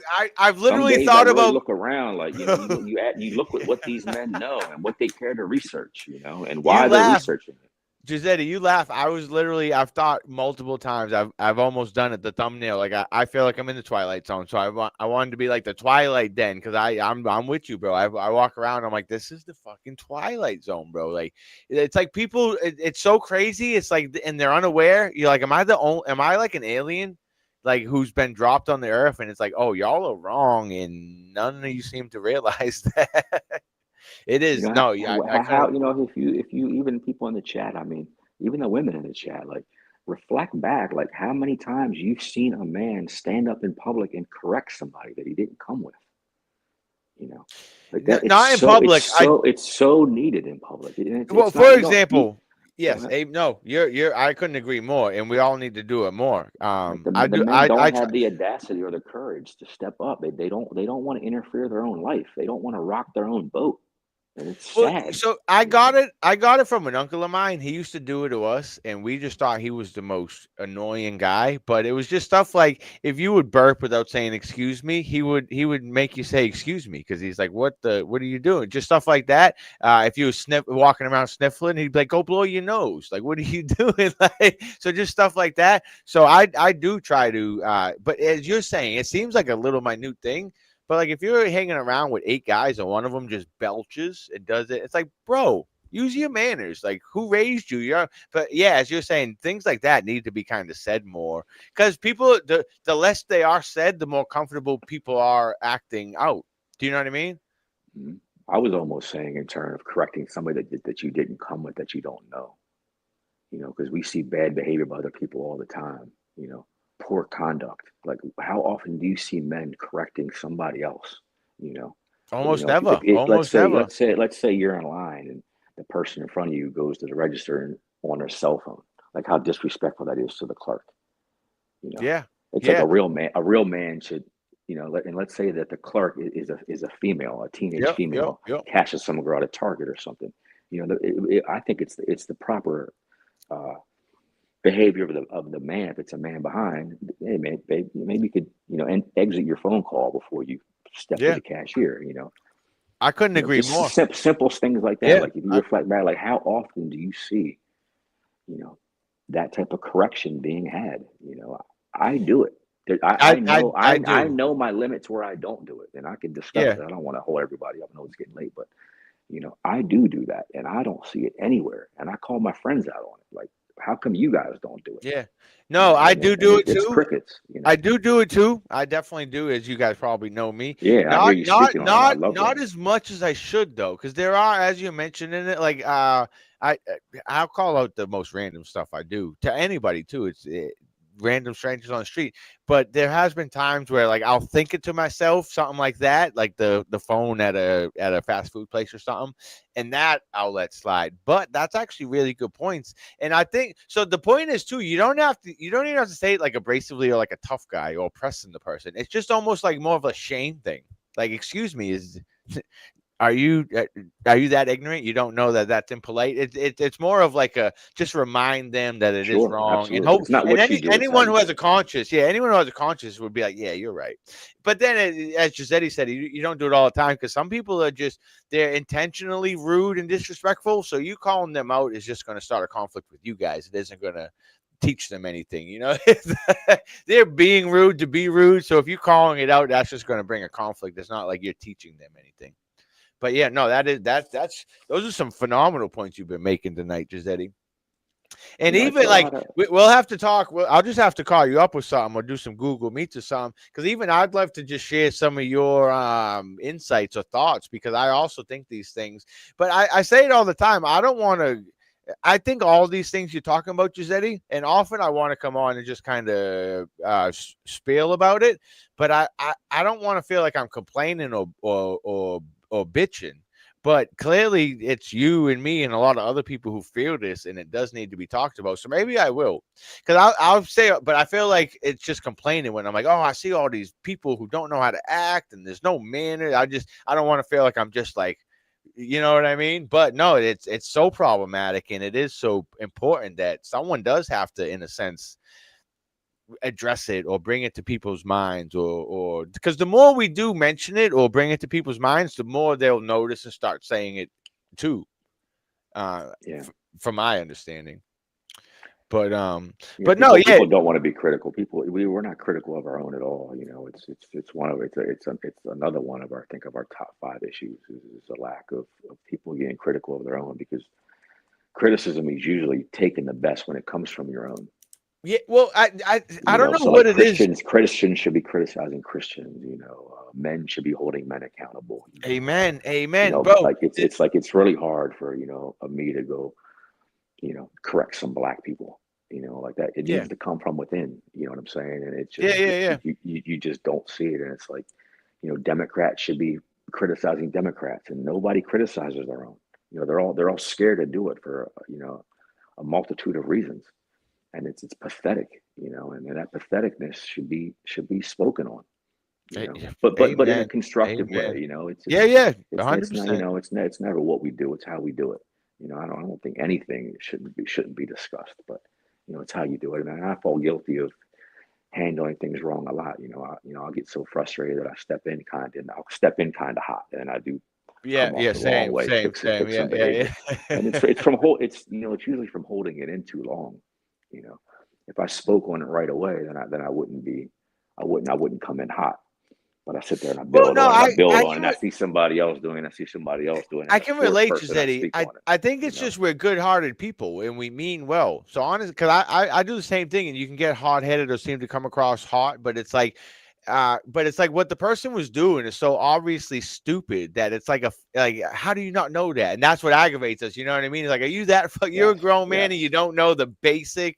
What are you, an yes, idiot? So I think that's kind of where our temper and tension comes from. It's not like we're livid about it. It's more like the fact that they're so stupid yes. or just I inconsiderate or completely agree. whatever it is, impolite. Yeah, yeah. It's like common courtesy, bro. That's the courtesy king. It's just all holding doors, thank you, pleases, and thank yous. A lot of these things go a long way, and everyone has forgot just like your basic manners, looking someone in the eye, like shaking their hand, just little things have just been lost along the way. And I think people like me and you, they're so little in it, but important that when people leave them out, it's like, are you ignorant or are you stupid? Like, do you know better and you're deciding not to, or did no one ever teach you that? Because I can work with you one way or the other, but the other way, yeah. Yeah, yeah.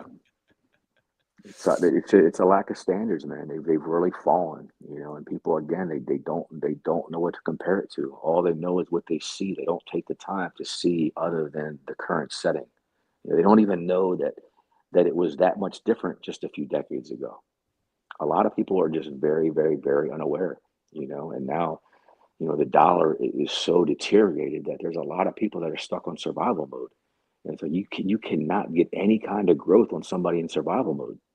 But It's also, it's it's Giuseppe, so it's so challenging, and I how much see of that, that and I is realize it, and it makes self-imposed? me sad. I think it's both, man. As you I were think I saying, think it, like I they're think there's living a beyond their variable, means. absolutely, for sure, absolutely. But some of it is just The no. I crunch no, for I sure. agree. No, I agree. I see what you're saying. I think that not not all, not all, not all. No, yeah. You like that? That was good. That was good. But you know, it's you got to realize things, David. Like you go back to 1940s, man. One man's income could feed four people. and buy a vehicle. We know that today that can't happen. So yes, there is irresponsibleness, but the government has dropped the ball so bad Oh, big, yeah, yep, on the yep, purchasing power of the dollar yep. that I would say that in some ways that's worse of a culprit, man. You know, But if you, it's to so your bad, point, but there is individual responsibility that needs to be. You know, you can go shop at Old Navy. You know, yeah. you don't need to be eating out. It's completely adequate. You know, Well, it'll keep you. It'll to do the your trick. It's new and clean, and yeah, no, but it is what it is. to your point, I just informed my sister a couple months ago, maybe, or we about fiat currency and the position we're in, and then she was telling her coworkers, and come to find out, there's a good percentage of the population that doesn't know that like our we're making monopoly money. Oh, bro, I would say that I call it really is monopoly money. It's only worth it because we all agree that it's worth it. There's no, that's right. as you know, before you could return your money for gold or silver. Now you can't do that because it's just like the only thing that makes our money valuable is people accept it. Like it's kind of silly when you think about it because the fiat. But yeah, you tell people that it'll blow their mind. It's like, wait, you don't know that? You think that piece of paper you're holding in your hand is worth something? David, I would say that, if I pulled 10 of my closest buddies together, they don't even know the concept of fiat. Really? I Grown tell, men? I'm telling you, man, and a lot of these men are very successful, man. Like very successful. It's just, what the mind is focused on and what they were told growing up. And like I said, it takes a family, you need a plethora of people raising children, man, to really give them proper insight, to let them try to develop different interests, not box them in. And like you said, the mind is a powerful thing and not a lot of it is used, you know. Yeah, I Well, couldn't agree more because as you were saying, historically, you'd have grandparents, you'd have parents, you'd have aunts and uncles, you'd have cousins, you'd have a whole community helping to raise all the family. And then the parents didn't always have to; they had the bonding, but like you, even if the parents weren't there, you had. But it was all the family's morals and ethics. You weren't getting societies or Tom from Timbuktu who's teaching you second grader. It's like this is what our family believes. This is where we come from. This is how we roll and you're my son or daughter, so this is how you're going to roll. yeah. There wasn't really too much like, well, the family down the street thinks that it's like this. I'm your dad. This is my house. This is what we do. And we all take information differently. So, you could have three uncles all saying the same thing, Exactly. Yep. but one child just resonates differently with this one individual, and the information resonates differently. But they still So got the right, information, Giuseppe. right. It's about giving your child as much options as they can, hearing it from as many mouths as they can. It's about variety, man. That's the benefit of the village raising the child Yep. is the variety that it gets. And sometimes it doesn't even have to be hearing different things. It's just coming in from a different way, Yep. you Yep. know, Yep. can strike the He's like, individual. no, he's like, Uncle Giuseppe's right. He's just kind of an old crank and he's a little mean, but what he said was right. And you're like, oh, okay, I'll listen to Uncle Giuseppe. You know what I mean? Instead of just being like, oh, he's screw Uncle Giuseppe. I'm gonna go. Right. Some kids might want things more padded. Yep. Yep. But And that's another less. thing, as you were saying, people forgot to take like the good with the bad. It's like, as you were saying, like if someone like sees a little bit of bad, they just reject the whole thing. One thing that I noticed is people are like, oh, you watch this person or you listen to this person. It's like I can decipher what's good and what's bad from people, take in what's good and reject what's bad. Just because like they said something stupid or they did something stupid doesn't completely take them out of the equation. Everyone's got a little bit to give and get from. You just have to be wise enough to understand what's worth receiving and what's worth rejecting. You know what I mean? Yeah. I mean, kids need to hear no more. When I was a really, really, really small child, I remember, being told no and not even getting a reason why. Like Because I said so, right? that's Because right, I man. Like said so. Yeah. that's it, man. You know. And you're dealing with that, that's all you're getting, and I think that's for the good. It's like, you said how much you appreciate that, and it's really hard to find a child that was raised strict that comes to be an adult and doesn't find immense value in that. That's a great polling position to do, is to poll people that were raised with strict guidelines and see how they all condone it. as an adult. Yes, that was for the best, and that was for my betterment and my empowerment. Mm-hmm. And the proof's in the pudding. But There's it, one. it, I'll get you into the hot seat because I don't want to keep you all night, brother Giuseppe. But we'll have to do these more frequently because you do have some good stuff you like to bring to the table. But so what you were just saying about parents teaching you things that you retain. There's one that I still laugh about myself daily because I'll never forget. My dad used to harp on this, and it's when you get out of the shower. Sometimes you leave like puddles of water or like sprinkles from like your shower or whatever when you like if you shave or after you shower there might be some little water droplets and my father would call me back into the shower and I'd be like what and he'd be like he'd do this whole thing. He's like, you take your towel. He's like, you wipe the kitchen sink. You make sure you don't have any like your peach fuzz that fell into the thing. And I would get so aggravated that he's like bringing me. I showered 10 minutes ago, Dad. Why are you having me clean it? But he taught me that he's like, this is what you do. And I'm like, who really cares about like a little water drops on the? And then growing up and having roommates.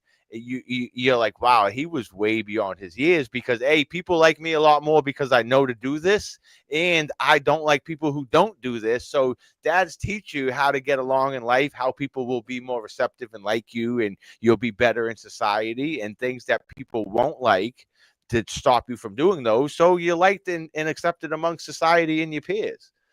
Almost like you're more inspirational, like we were saying. You want someone to inspire you. You're more likable and relatable to people than like, oh, stay away from that guy. He's a slob, or he don't know how to be respectful, or he has no manners. Whatever it is, that's where you learn from your dad. But at the time, these stupid little things, you're like, who's really worrying about like wiping a sink counter? But you're like, oh, these are the finer. Come to find out, these are the finer things in life that you so learn. I agree, man. Your dad is setting a standard. At a proper time. It's very important. Like it's you know, amen to that. And a lot like I learned as a young age that cleanliness is godliness. Yes, You know, yes. so it's you know it's good to have a strong regiment. I think that it's a little bit of a sidebar, but I think kids that are really misdirected, I think that's the best thing about the military is to bring strictness and to bring a regimen in their life that they can carry throughout that they didn't get. It's actually the only time I recommend the military. I'm not, very anti a lot of that stuff, but in that regard, I'm very for it, man, because it's daddy, father, government that in a way that Yeah. I do justify, and I, Well, it's probably out. One of my buddies came back from. He was in the Navy, and it's funny because you probably hate it when you're in it, but he came back and was showing me how he learned to fold clothes, and you save so much room in your drawers, and like he was excited that he learned this when he was learning. It was probably a horrible experience, but he's like, hey, look what I. So yeah, as you're saying, those are the little tips and tricks that you learn that you can show other people how to make life better and better and easier. Um, and organize and the importance of having an organized life and an organized mind. The mind is a representation of the exterior, man. Everything that we do all day long reveals ourselves. We're constantly yeah, revealing ourselves all day, and it goes unseen by a lot of people, and it's a big loss, man. Yeah, someone told me when I was younger, life is like a suitcase. The neater you pack it, the more stuff you can fit. And it sounded silly, but like I've been on vacation and stuff, and like if you pack your suitcase not properly, you can fit so much stuff in there. But if you just throw stuff in there, you're gonna get like nothing in there. But it's just funny those little anecdotes to light saying, Yeah. oh, life kind of is like a suitcase. If you're, as you're saying, paying attention, you can cram a lot more into your day or whatever you're doing.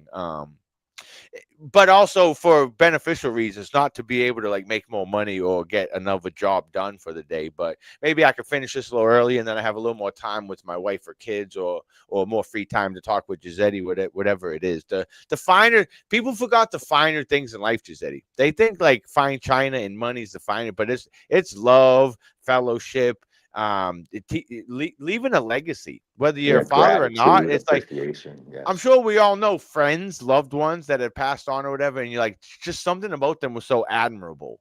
And that's what those are the finer things in life. When you're passed away and people just kind of think of you throughout the day, or something reminds you of someone, that's kind of what, to me, what it's all about is because people will forget what you say to them, but they'll never forget how you made them feel. So like maybe you could say niceties, or you could be a little frank, and you help them grow. But they'll remember like he was an honest, straight up guy who cared for me. He didn't say this because I'd like him better, or he'd get a little societal points. It was for my betterment, and I respect him because of that. Yeah.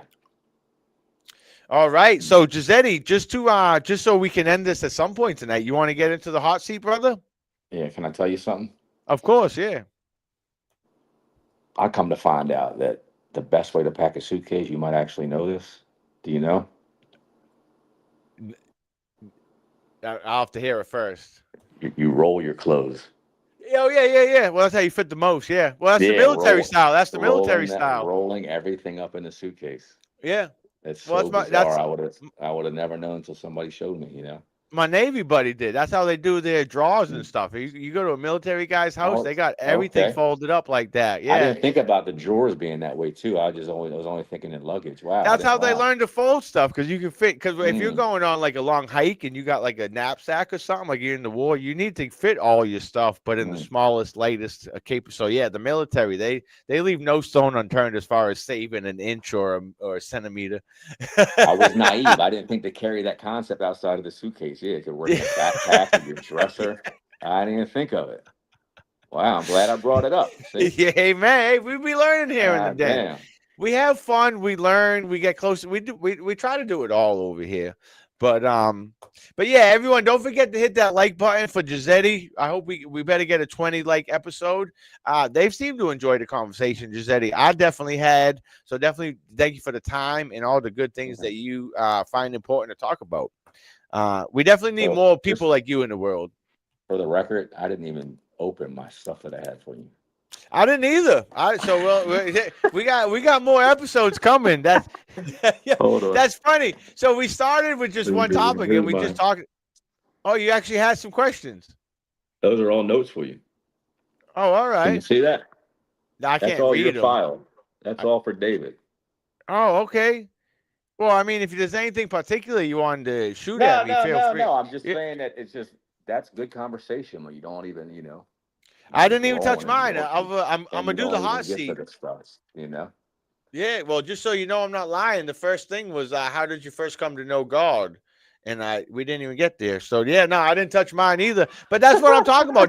That's authentic and good. We both came with some pre-scripted stuff, and we didn't even hit not one of them. That's right. Not one. Not a single one. That's kind of what you were saying, though, because I forget what it was. I just mentioned something that from the get-go, and we just talked on 2 hours about family and life and kids running the world. Yeah. No, we did. It was just off the men, but I had notes specifically on it. We were just free falling, just going off the flow off men in society, and laughing. Yeah, well, I enjoyed it.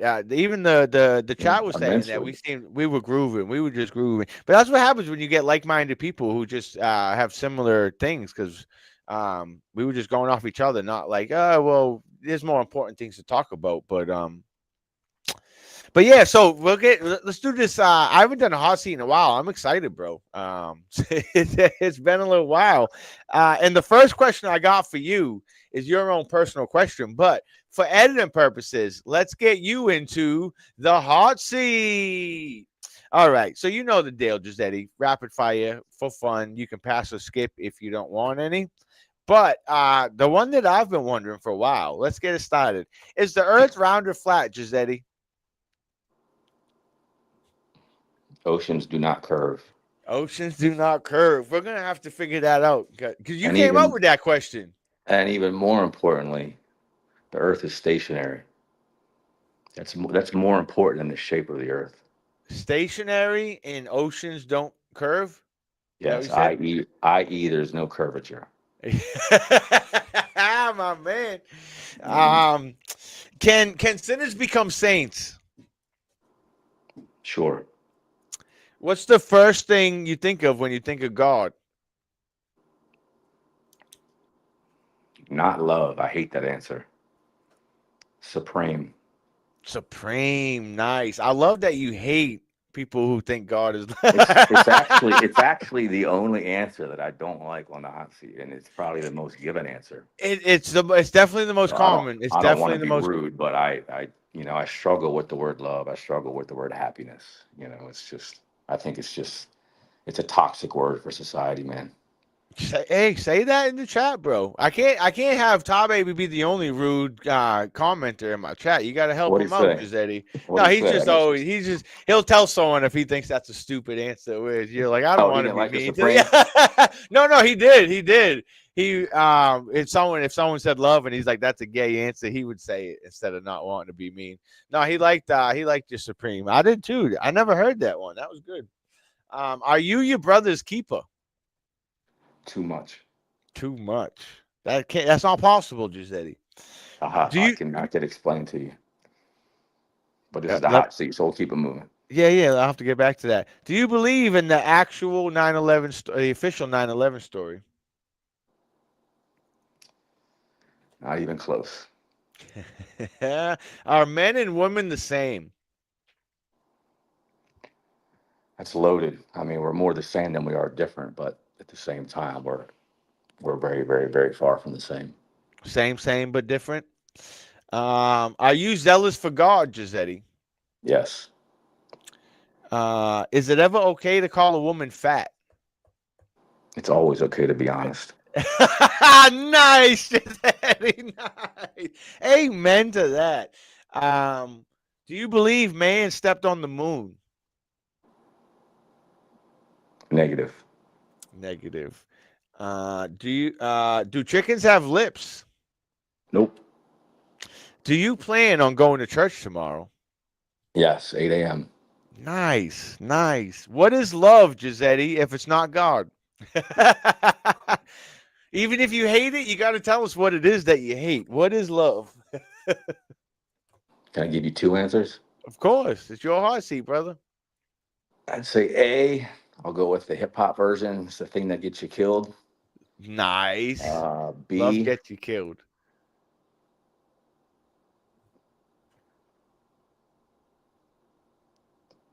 Love is the.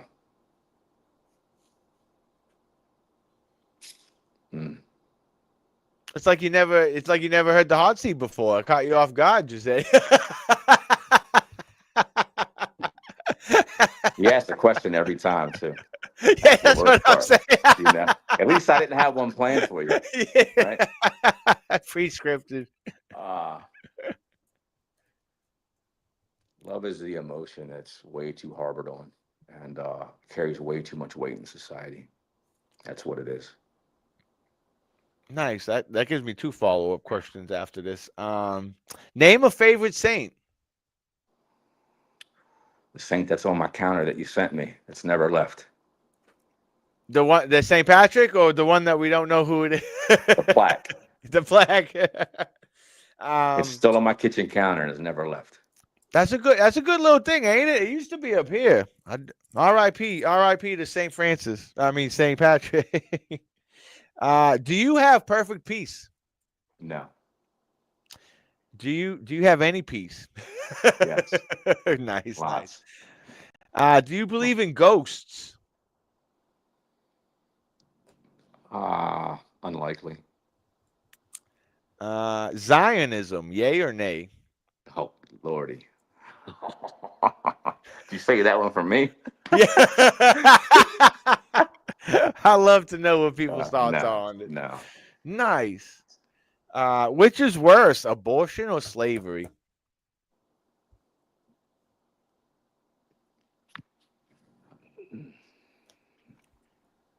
God, I feel like everybody goes abortion, but I probably go slavery. You a slavery guy? I don't know. I mean, I'm open minded. I'd probably like to talk about it and weigh out the pros and cons. But off the cuff, I'd probably go that way. But slavery is really it's not general. Like the slavery in the Caribbean was far different than the slavery in the Northeast. That's So it's fair. not it's not it's not generalized, and a lot of people think that it is. They think that slavery was kind of universal treatment, and it's very, very, very far from that. Up where you are, they raided that stuff almost after the Revolutionary War. Yep. Where the Yep. rest of the nation went, almost 90 years longer. And Connecticut and Massachusetts, they don't get their credit for that. No, well, even as you said, it Yeah. just common sense kind of tells you human nature is different. So, like, even if two people had slaves, like one could be way harsher or stricter, and one could he's technically a slave, but he's treating him rather nicely, considering relatively speaking. You could have two different experiences as a slave. Yeah. Um. Have Have you ever tasted something so good it made you want to slap your mama? Yes. Nice. Yes.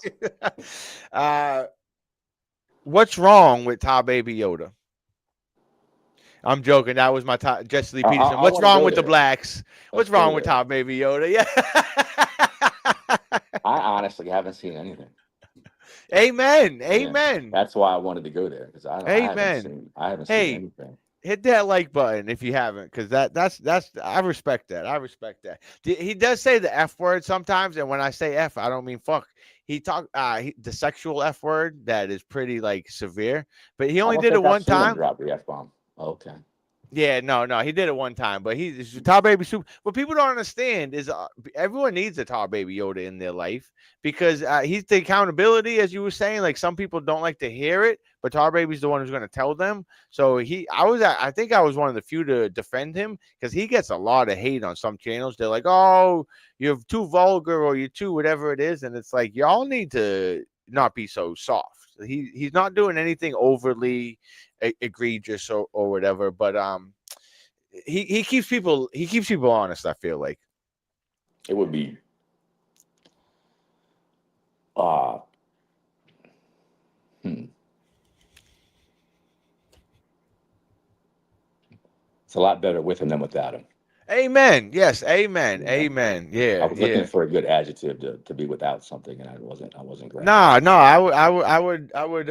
And then people, I don't know That's about the you, but thing. So definitely people like me, I probably relate to Tar huge Baby in the love. sense of, it's so easy to hate on some people like Tar Baby or me, but the more people that defend them or speak up, like, nah, he's a good dude.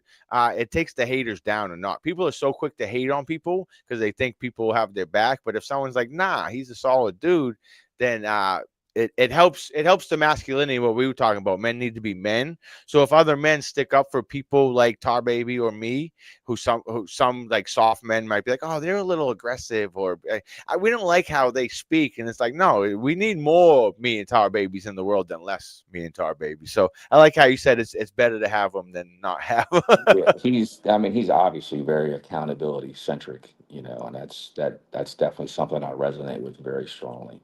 Amen. You know, Amen. Girl altar servers, yay or nay? Cool or no way? I know you don't really have a I'm not dog, an but I wanted to advocate, ask you. I'm not, I'm just getting back into the pews, but so I'm not super anti, but I would say no, but I'm not an anti person, but I'm a no person. Yeah, I don't know I'm actually right with. if there's really a fine line between those two words, probably not too much, but No, so I'm actually with you because I part of me wants to be anti girl altar servers, but honestly, the few that I see, they do a really good job. Like they put effort into the role, and I appreciate that. So like if you're gonna do it, they try to do it. and if conduct is very important, like you said, if the boy's coming in hasn't combed his hair and he's got white tennis shoes on under his robe, yeah, I'm taking the Give girl me in a the minute. Reverend girl, yeah. Give me the If she, Reverend girl, yeah. if right, if her preparation is there and her conduct is superior, yeah, I'm going that direction. You know, Is God hard to find? this is a great topic, man. This is something I'd like to go in depth with you with. I would say not at all. Okay, I think it's no, not even in the slightest bit. that was the first time I asked that one. I actually came up with that one for you, Giuseppe. I thought Mm. that was a good one. That's a good question, right? Is God hard That to was a find? topic that I was kind of from a different angle that I wanted to go in with you on, but Well, I it's got not I got three totally of off them. track. We got attention seeking. That was one we wanted to cover at some point. Entitlement of children, and is God hard to find? That attention seeking is just ruining us, man. I said It that is to my absolutely. It's just we I don't even took think that there's even a scale for it anymore. It's so off the meter. Well, it's funny. I agree. So my sister took and her friend went to the church tonight, and her friend knows me, and I got my Zealots Den show. I'm loud and I'm boisterous. But when I told them, I'm like, I actually don't really like attention. Like I'm not one that like. And they looked at me like, because it sounds paradoxical. Because like, what do you mean? You're David the Zealot. You seem like you love attention. I'm like, I love talking and engaging and stuff, but like as far as like me being the center of attention, I actually I'm rather more humble than people would think. I suppose I definitely like to be the behind the scenes guy. I like the good things to happen, but I'm not like looking for all the credit for it. If that so that's the attention seeking. I definitely I'm like a good dad. It's like you see your son thrive, and then he scores a touchdown, and it's like I just want to give a shout out to my mom, and it's like I did all the work for you, bro. Yeah. Favorite rapper or musician? Sade. Oh, classic. That's a great Yeah. answer. You know, I was surprised my nephew played Sade when I got in the car one time. I said, "How do you know Sade?" Seriously, her nephew? Oh, Yeah. he's 20 years old. I was Well, like, it's so good though. Her music's so good. It really. that's an understatement. Don't say that. Do you have? How about a Sade song? She's so good. Do you have any? I like them all, but I mean, I don't think I have a favorite record. It depends. It depends what mood I'm in, or how many that times the I've listened to mood. that. How many times I've heard it in the last 6 months. You know what I Yeah, mean? The more yeah. you get away from it, the more you get attracted to a new one. I don't know. It's just a perfect medley of like she's a sexy thing. She's got a great voice, and that saxophone, like it's just a perfect medley of like, you know what I mean? Yes, I was. I listened to smooth jazz instrumentals probably more than anything, and I was really fixated on the sax, but the horn has really grown on me, like immensely. The Yeah, horn, the horn, the whatever she was horn is doing. just really hitting the spot. But yeah, I'm surprised there Sade's hasn't been a voice that. woman. I'm surprised there hasn't been a woman who tried to like emulate her since. There's Selena there's new like all different, but she would have been like the one to try to maybe because she's like a dime a dozen. You can't really replicate what Sade did. It's hard, man. She's you It know, was a moment in time. It was a moment in time for yeah. sure. I would say rap though, probably. I don't know, man. I was a really big Wu Tang fan. Were you? Oh, yo, yeah. I heard they're not nothing to mess with. Wu Tang Clan ain't nothing to mess with. Well, I will tell you after like the third album, that don't even about waste your time. Yeah. But you know, those five, they had a good 5 year run. The Killer Bees, the Killer Bees. Right. And last but not least, Jose, did you have fun here in the Zealous Den, bro? Yeah, most definitely, man. Absolutely. I'm highly appreciative to you, man. I love your show, and it's really grown in a great direction, man. I love all the visual aids. And I love your Yeah. contribution. I love your dedication, man. And I really like the readings in the morning. Sometimes I get distracted hearing you because it's early morning, and the readings I get a little distracted on more so than the banter because it's so new to me. The banter is just, I'm used to banter, but when you get into the readings, I'm still, I want to have my focus, but it's hard for me to stay focused. So a lot Yeah, of times I do go back and listen, sometimes twice, just to the readings. Like I'll listen to the show, and later in the day I'll just go and play the readings. yeah, Because I it's do easy always for me to, unfortunately, it's easy for me to get distracted on the readings. So no, I try to go back to marinate with it. I always forget to I always read what the thing says about the readings, but sometimes I should be touching on the readings more because there's always something out as I'm reading it. I'm like, oh, that's good. I need to go back, but then I forget to go back. But the readings are kind of the central focus of the show, so I should kind of put more emphasis on them. But the chat's so much fun and this it's engaging. So sometimes I get distracted. I don't know if you see me. I'm like, I gotta get back to the reading. Y'all having I too don't much know if you fun. need to put. I don't know if you need to put more emphasis because I mean the readings. If just the readings themselves, I mean you're only talking what 9 minutes a time. Yeah. And I like the show to be an hour. So if you just did the readings, you know, I like Well, the the length. I like when you run those shows a full hour. So if you just came into the readings and left, and it's only going to be like a 10 minute show, and I No, no, I'm saying touch on my own personal thoughts on the readings. Read the readings, oh I'm but then sorry, riff, like I see see. what I'm seeing in this. Not because I usually read what the channel has about the I daily see. readings, but I there's sometimes there's stuff that I could touch on that I forget to get back to. I would Um, enjoy that then. Yeah. Well, I mean A on my little bit days more of that, off. rather. I try to do it an hour when I can. That's the days when I work. I have to rush out of here. But no, I do enjoy. I'm with you on those. I got to get better at those. But Todd Baby had a question. He said, what did you? Oh yeah, he wanted to know if you were surprised at the old Dirty Dan. You never put two and two together. You Oh, didn't I know it was was the same super guy. surprised, like He super said, "Holy duper. camole!" Y'all been saying Dirty Dan for a couple of weeks, and I've only heard Dan as Daniel. So you want to know what I honestly thought? Yeah, You don't want to know what I thought. of course I do. I thought that Dan was Terry Berry's old boyfriend, like the man. Nice. I thought that you guys were mocking some guy that she was with before because now she's married. I love that. Well, anyone who knows Terry Berry's story, that's funny Yeah. because Dan was a potential suitor. No way. He was, so I could Ah, see the how you irony. mistook that. Yeah, yeah, yeah. I could see exactly how you mistook that because he was a consideration. But Jamie swooped in and said, "No, no competition here. I'm getting me. I'm gonna give Daniel one compliment. Do it up." He had the gall to challenge his position on evolution. That That, that that was is very that commendable. was That's very very commendable. appreciated because Yeah, I didn't take him as a guy that was willing to challenge his belief like that.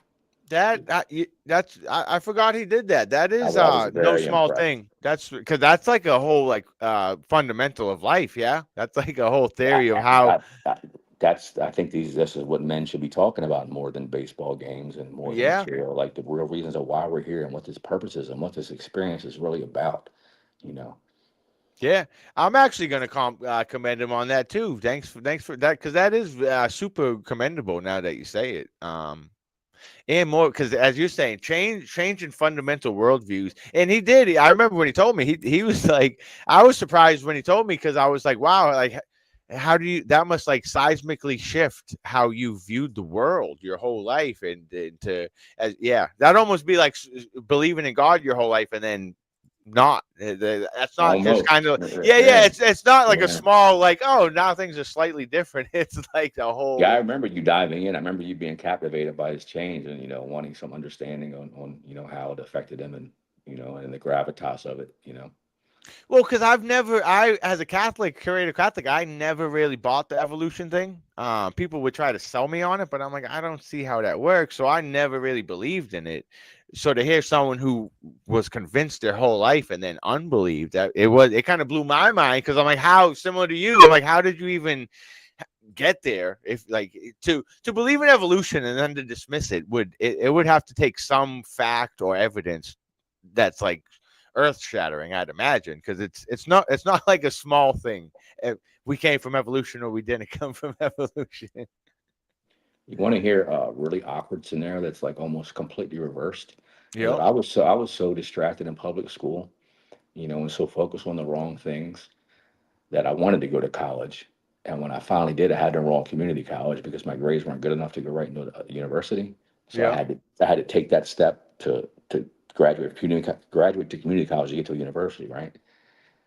So my first year of college, I'm taking an entry level science course, and they mentioned the word evolution. And David, I had never even heard of the concept before. Really? And took Yes, college? I was in community college, man. I was 19 years old, and I didn't even know what it was. Wow. That's How like how usually fourth embarrassing! grade they How cover that. They Yes, cover imagine that, man. that. Imagine how I felt. I was like, wait a minute, what? What? Like, Were you like buying it when they sold it to you? I didn't even know. I couldn't even like. I'm like I am now. I was just like, what? Like where have I Oh, because you been? grew up You Catholic too. know, Yeah, yeah, like yeah. how did I? Why? What's a long story? I really didn't. We went to Catholic. Yeah, yeah. Yeah, it was up to fifth grade. But yeah, could you imagine that 19 years old and not even understanding not even knowing the word, man. I didn't know anything about it at all. Wow. Isn't that unbelievable? It is. It is. And I a little agree, bit. man. I don't know if there is another person like that. Because Like that's even like somehow Transformers just didn't evolved. get on my So lap. And it's like I said, like just not have, in addition, whatever, I could blame the school or blame myself for my attention span, but not my mother not having other men around me to show me things or how things work or concepts of things, it's just it's a lack thereof. I enjoyed my time, in those years. I was, they're great, fantastic, but you know, it's Did you, interesting, man. so you never Life's a bought the journey. evolution? Well, I came to start deep throating it. To be honest with you, I was Oh, like, really? because I was so big on science, man. Because the Oh, concept and okay, the okay, premise of okay. Yeah, science yeah, is yeah, yeah, yeah. is fact and evidence. So Yep, yep. if it's under that umbrella, you know, well, this is the best thing in life is science. I was thinking that that's the best thing about being a modern man is to We have have the science. privy, right? It's right to have the understanding of science, and Oh, so and that must have been crazy for you when you're doing this whole God route, because like as Catholics we do science, faith, and reason, but like a lot of modern people think God is irrelevant and outdated because we have science. Like my brother's one of those. He's like, you guys still believe in like God, like, but we have science, bro. It's like they're completely incompatible things. yeah. So my favorite topic to discuss with you, or when it comes up in the den, is when science comes up in the den, and it's attributing it to how you contrast that with Genesis. It's I think it's very interesting. It's on my list here. It's my favorite thing to talk to you about. So we have a lot to go in that regard because I think that science is the number one enemy of the church.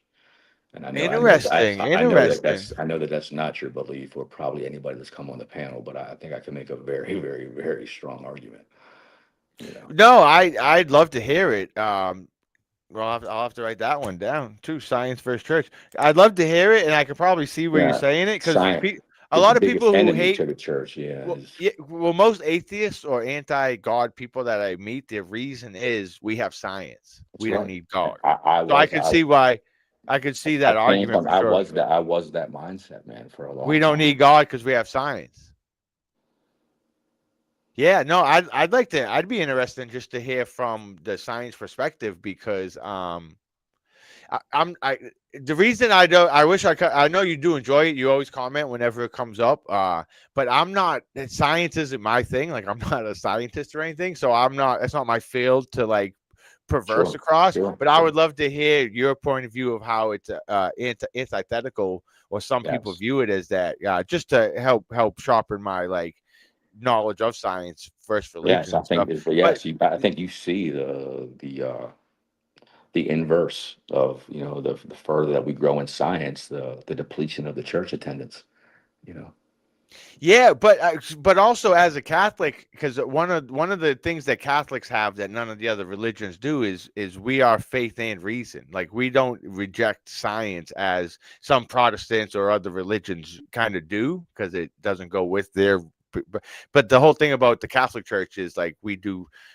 It's a no like faith because some about like what the you might know about this the earth being the center of the universe or the sun. It was like a Catholic who brought this whole thing up, and so science and the Catholic Church were always kind of hand in hand but at odds. So I can see why you're like but ever since World War II, when we made the atom bomb, I've heard a lot of Catholics make this argument that people seem to have forgotten God and humans have kind of thought we've become our own gods with science. Like we have nuclear fusion and atom bombs and like we can create and destroy anything we want, so what do we need God for? So I've heard that argument. I'd love to get a little more in depth into it, but because the people who I think both coexist and it's fine, but the people who hate God, they're like, I have science, I don't need God. So that's super interesting how they do view that. We got Guitar Baby on the panel. It seems like he might have some stuff to add to that as well. Imagine, yeah, he never comes on panels, but people want him to. Imagine if the Zeldsten was the first one. But what I don't understand, because my Maybe we can understanding, give him a call-in number yeah, instead of a so it's link. just a voice. Yeah, we can give him one of those Home Alone walkie talkies, so it distorts his voice too. But just we can leave on this, Giuseppe. But from my understanding, science just helps us discover what God created. How do people who believe in science view that? Like, how do they take God out of the science? Like, physical world just is, and we kind of use our brains to decipher it. Well, evolution. That the time is a situation. Ah, that's right. That's right. That's If you right. push That's right. time back far enough, Yeah, that's right. That's right. it answers all questions. That's right. You know, But it doesn't. But they say that it doesn't. But they say that. well, you got and your average man has no concept of that, you know, and it's detrimental to society, man. I mean, these numbers have gotten so big that they're not even fathomable to the man, and Yeah. Yeah. man hasn't even realized that. You know, these distances they tell us of these stars and these planets, bro, Yeah. are numbers that you haven't digested, you Well, know. as a kid, I thought being When a you do and you challenge it, it becomes really interesting, you know. well, as a kid, I remember being a millionaire, thinking like $1 million is like an unfathomable amount, and now $1 million is not like it's not that much money. You know what I mean? But the view of like, oh, that's like 100,000, and then that's a bunch of 100,000s, like that's so much money. But now, like a millionaire is not really even that rich anymore. So as to your saying, never Yeah, mind right. galaxies and like yeah, the distances and light years and stuff. It's pretty. But I Yeah, guess I'll just leave on this. one light year is trillions of miles, bro. Yeah. And Trillions. light just goes through it like that. Do you understand that? Like, you know, you'd be hard pressed to find one in hundreds of thousands where a man could even explain to you what the number trillion is, and could even put that in a context that you could understand. Right. Yeah. The number's so large that, like, and you got to realize that the concept of trillion is new. It's just in the last few decades. Yeah. Yeah. Yeah. I believe it. You I know, so like believe it. these numbers are new to society.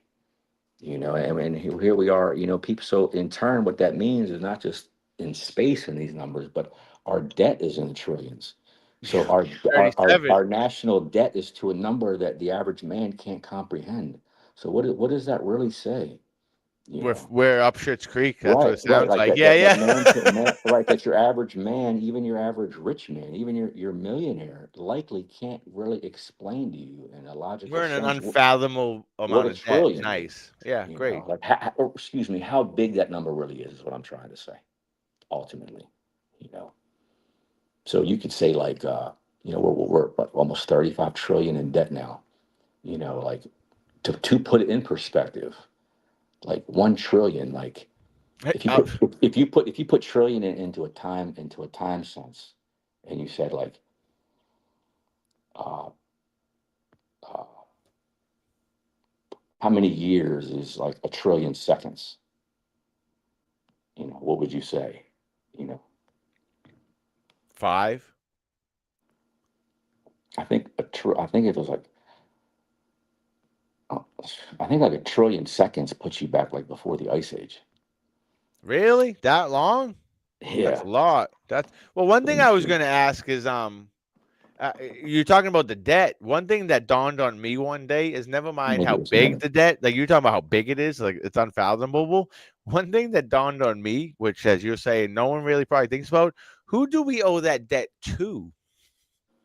I Right, uncovered that precisely. and it blew my fucking mind, Giuseppe. Like I'm like the debt itself, like but then I thought I'm like, no one who if you owe a debt, you owe it to somebody. Who do we owe 30 people buy like stocks in our government, like they like loan us money, individual people. I that never even So dawned on like, me. so We owe individual people, bro, not like the federal bank, not other nations too, but like investors. Oh, you need some money, America? I'll loan you $1 trillion. What the it can get, I can show you ways where it gets so weird, man. That it's just it's beyond belief, and it will unfold itself as a house of cards, man. That it's not well, no, real. I think that's what's You know, happening. But just to end on this question, is you uncovering evolution you uncovering God to your science view, is that similar to Daniel kind of getting rid of evolution, like in a drastic change or big understanding? Because if you were a science guy and now you're starting to look at God, is oh, that similar? it's you know, it would be hard to articulate, man. It's revolutionized my being. You know, and how I see everything, man. Absolutely, bro. It's I would love to go into depth on that, probably, to really articulate that, Yeah, no, I'd love at to. a later time because it is really, really, really profound, But because the thoughts, I'll tell you, man, like I've never asked God for anything. Like I don't pray, you know. never, No, not even when you were going to Sacred Heart.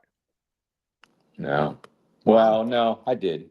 Okay, yeah, yeah. Okay, well, my praying is just Talking to yourself, it's thinking. not asking. Well, I know I'll tell you what it isn't. I'm not asking for anything. I've never asked for a single thing. I've never asked for protection of someone or something. I, I have to really think what I was talking about. Like I said, it's easier for me to say what it wasn't than what it was. But No, is that your science brain not letting you like? Who am I going to say these things to? So I'm not even going to say them. uh, no, I just think that I'm so grateful for life in itself that I don't, How could I ask for more? this is How could I already ask such for more? this is Yeah, yeah, already such a yeah. gift, and it's such amazement, man. This is such a profound experience and creation that we're a part of. And then it all operates on its own. My body operates on its own. The weather operates on its own. What do I have? What is there to really ask for? There's accountability to have in everybody. If I was asking for anything, it would probably be that. More accountability for Yeah, people. Yeah. that's right. It wouldn't be an I thing like the culture is. Yeah. Let me Yeah. find my mate or Hmm. or More my car money, payment a or better some shit. job, a nicer house. Yeah, yeah, yeah, yeah. So No, just for the that record, man, 1 trillion seconds. It's 31,688 years. holy ball bags. Ain't that something, brother? I So that said takes five, so bro. I said five right, years, Giuseppe. and Yeah, that's why it's important. Well, it's why it's important to discuss, man. yeah. So that is before the ice age, man. Holy, that's insane. Talk about it, bro. And we're 35 trillion in debt, bro. And we just keep borrowing, like And it's that's just like but it's. not on Hey, that's right. Giuseppe, Not only are Giuseppe, we just in imagine, debt, we're still running a deficit every year. bro. Imagine me owing you 35 billion trillion dollars, and then me being like, "Hey, Giuseppe, you got $100 more I can borrow?" Yeah, it's like, Yeah, imagine your nation being ran by somebody that you consider one of the greatest entrepreneurs that we've seen. And we yeah, say, oh, wow, we had this ultimate entrepreneur as our, you know, chief executive officer, right? And he's just so awesome and so amazing and just has all these assets, but yet we're still going in he's debt. running our government and he's spending more than the government's bringing in Yep, on yep. top of the fact that we have this 35 trillion debt. Like how, he would never run his own household like that. So how does he have the audacity to run the nation like that? Amen. And that just made me think of how we clearly don't have for a government that's run by a majority of men, we don't have any actual men in there because one man would be like, "What? We don't have this money. No, we're taking that off of spending. We're taking, you know what I mean? Like It's my one man would it's be like, "Wait, we don't have the money we're spending. This is stopping because that don't make sense." And men, one thing we like to do as men is make sense. it's essentially our charge card has 35 trillion on it. Because if you look at it like a household would look at it, that's essentially what it is, man. And Donald Trump came in and just this year, just in this 12-month year, I think he's put 2 trillion on our charge card. It's staggering. Yeah, that's funny how you Staggering. point out an entrepreneur though. But that's why it just shows it's a game of charades and it's all Oh, it's all it's all puppet master.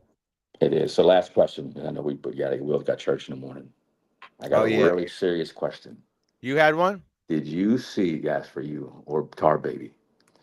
Did you see like a year and a half ago, maybe longer than that now, when all those allegations from Bond came out with Jesse being a rapist?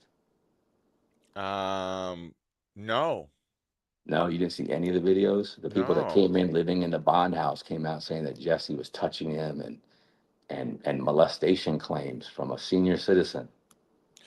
And no. I don't even know these who. are black men that came on the record. It came on camera and said that Jesse was that whole Bond stuff is What's yada Bond? Is yada. Bond a guy or? No, Bond is his Sunday show, the Brotherhood of a New Destiny. Okay. I didn't know Yeah, that's that. he has got a couple channels, but he has his own church, and I did. His Sunday church is Bond, and it's all Brotherhood for New. It's all for men building, and these And men came on. he's touching senior citizens.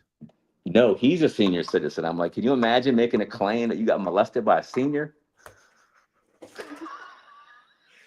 What amazing! Oh mate, what a mess! Hey, do you think there's any Car validity baby, to I it? need you in the chat. Did you know He these said it was a claims, Car Baby? Mexican.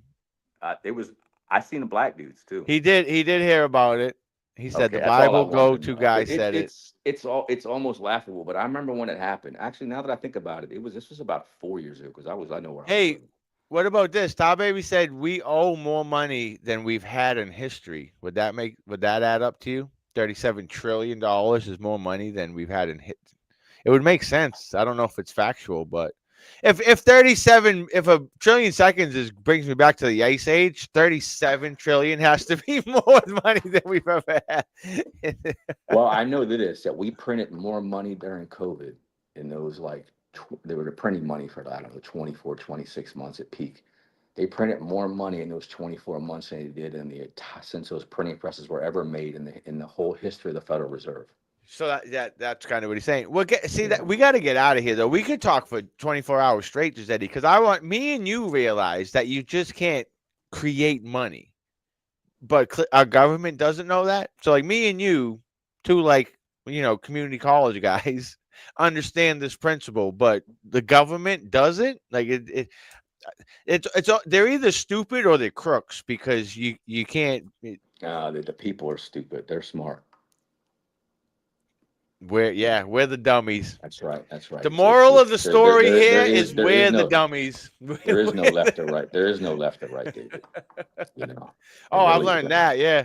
So let me tell you this. I'm gonna get off. So I went from a community college to university, and I graduated at a Division I school with a finance degree and an economics degree as well. And through all of those upper level courses, we didn't have one chapter on the Federal Reserve.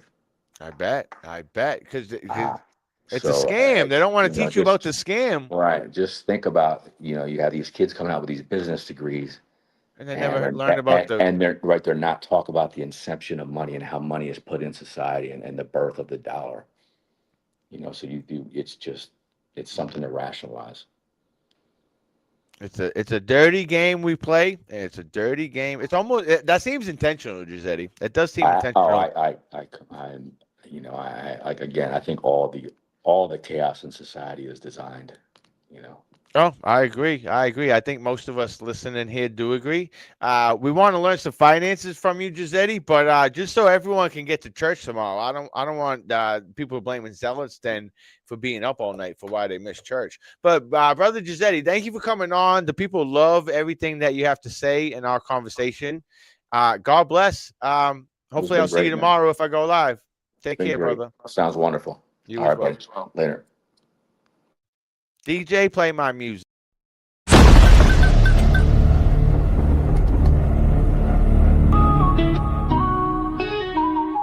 Hey, zealous den, we here again. Faithful to the end, yeah, let's begin.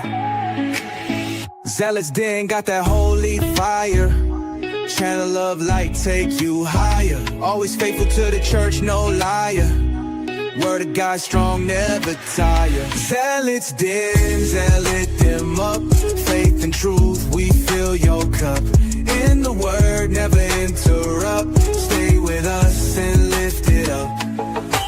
Catholic roots deep in the ground. Every video, gospel sound. Light in the dark, we're in renown. We're zealots, then your faith is crowned. Zealots dim, zealot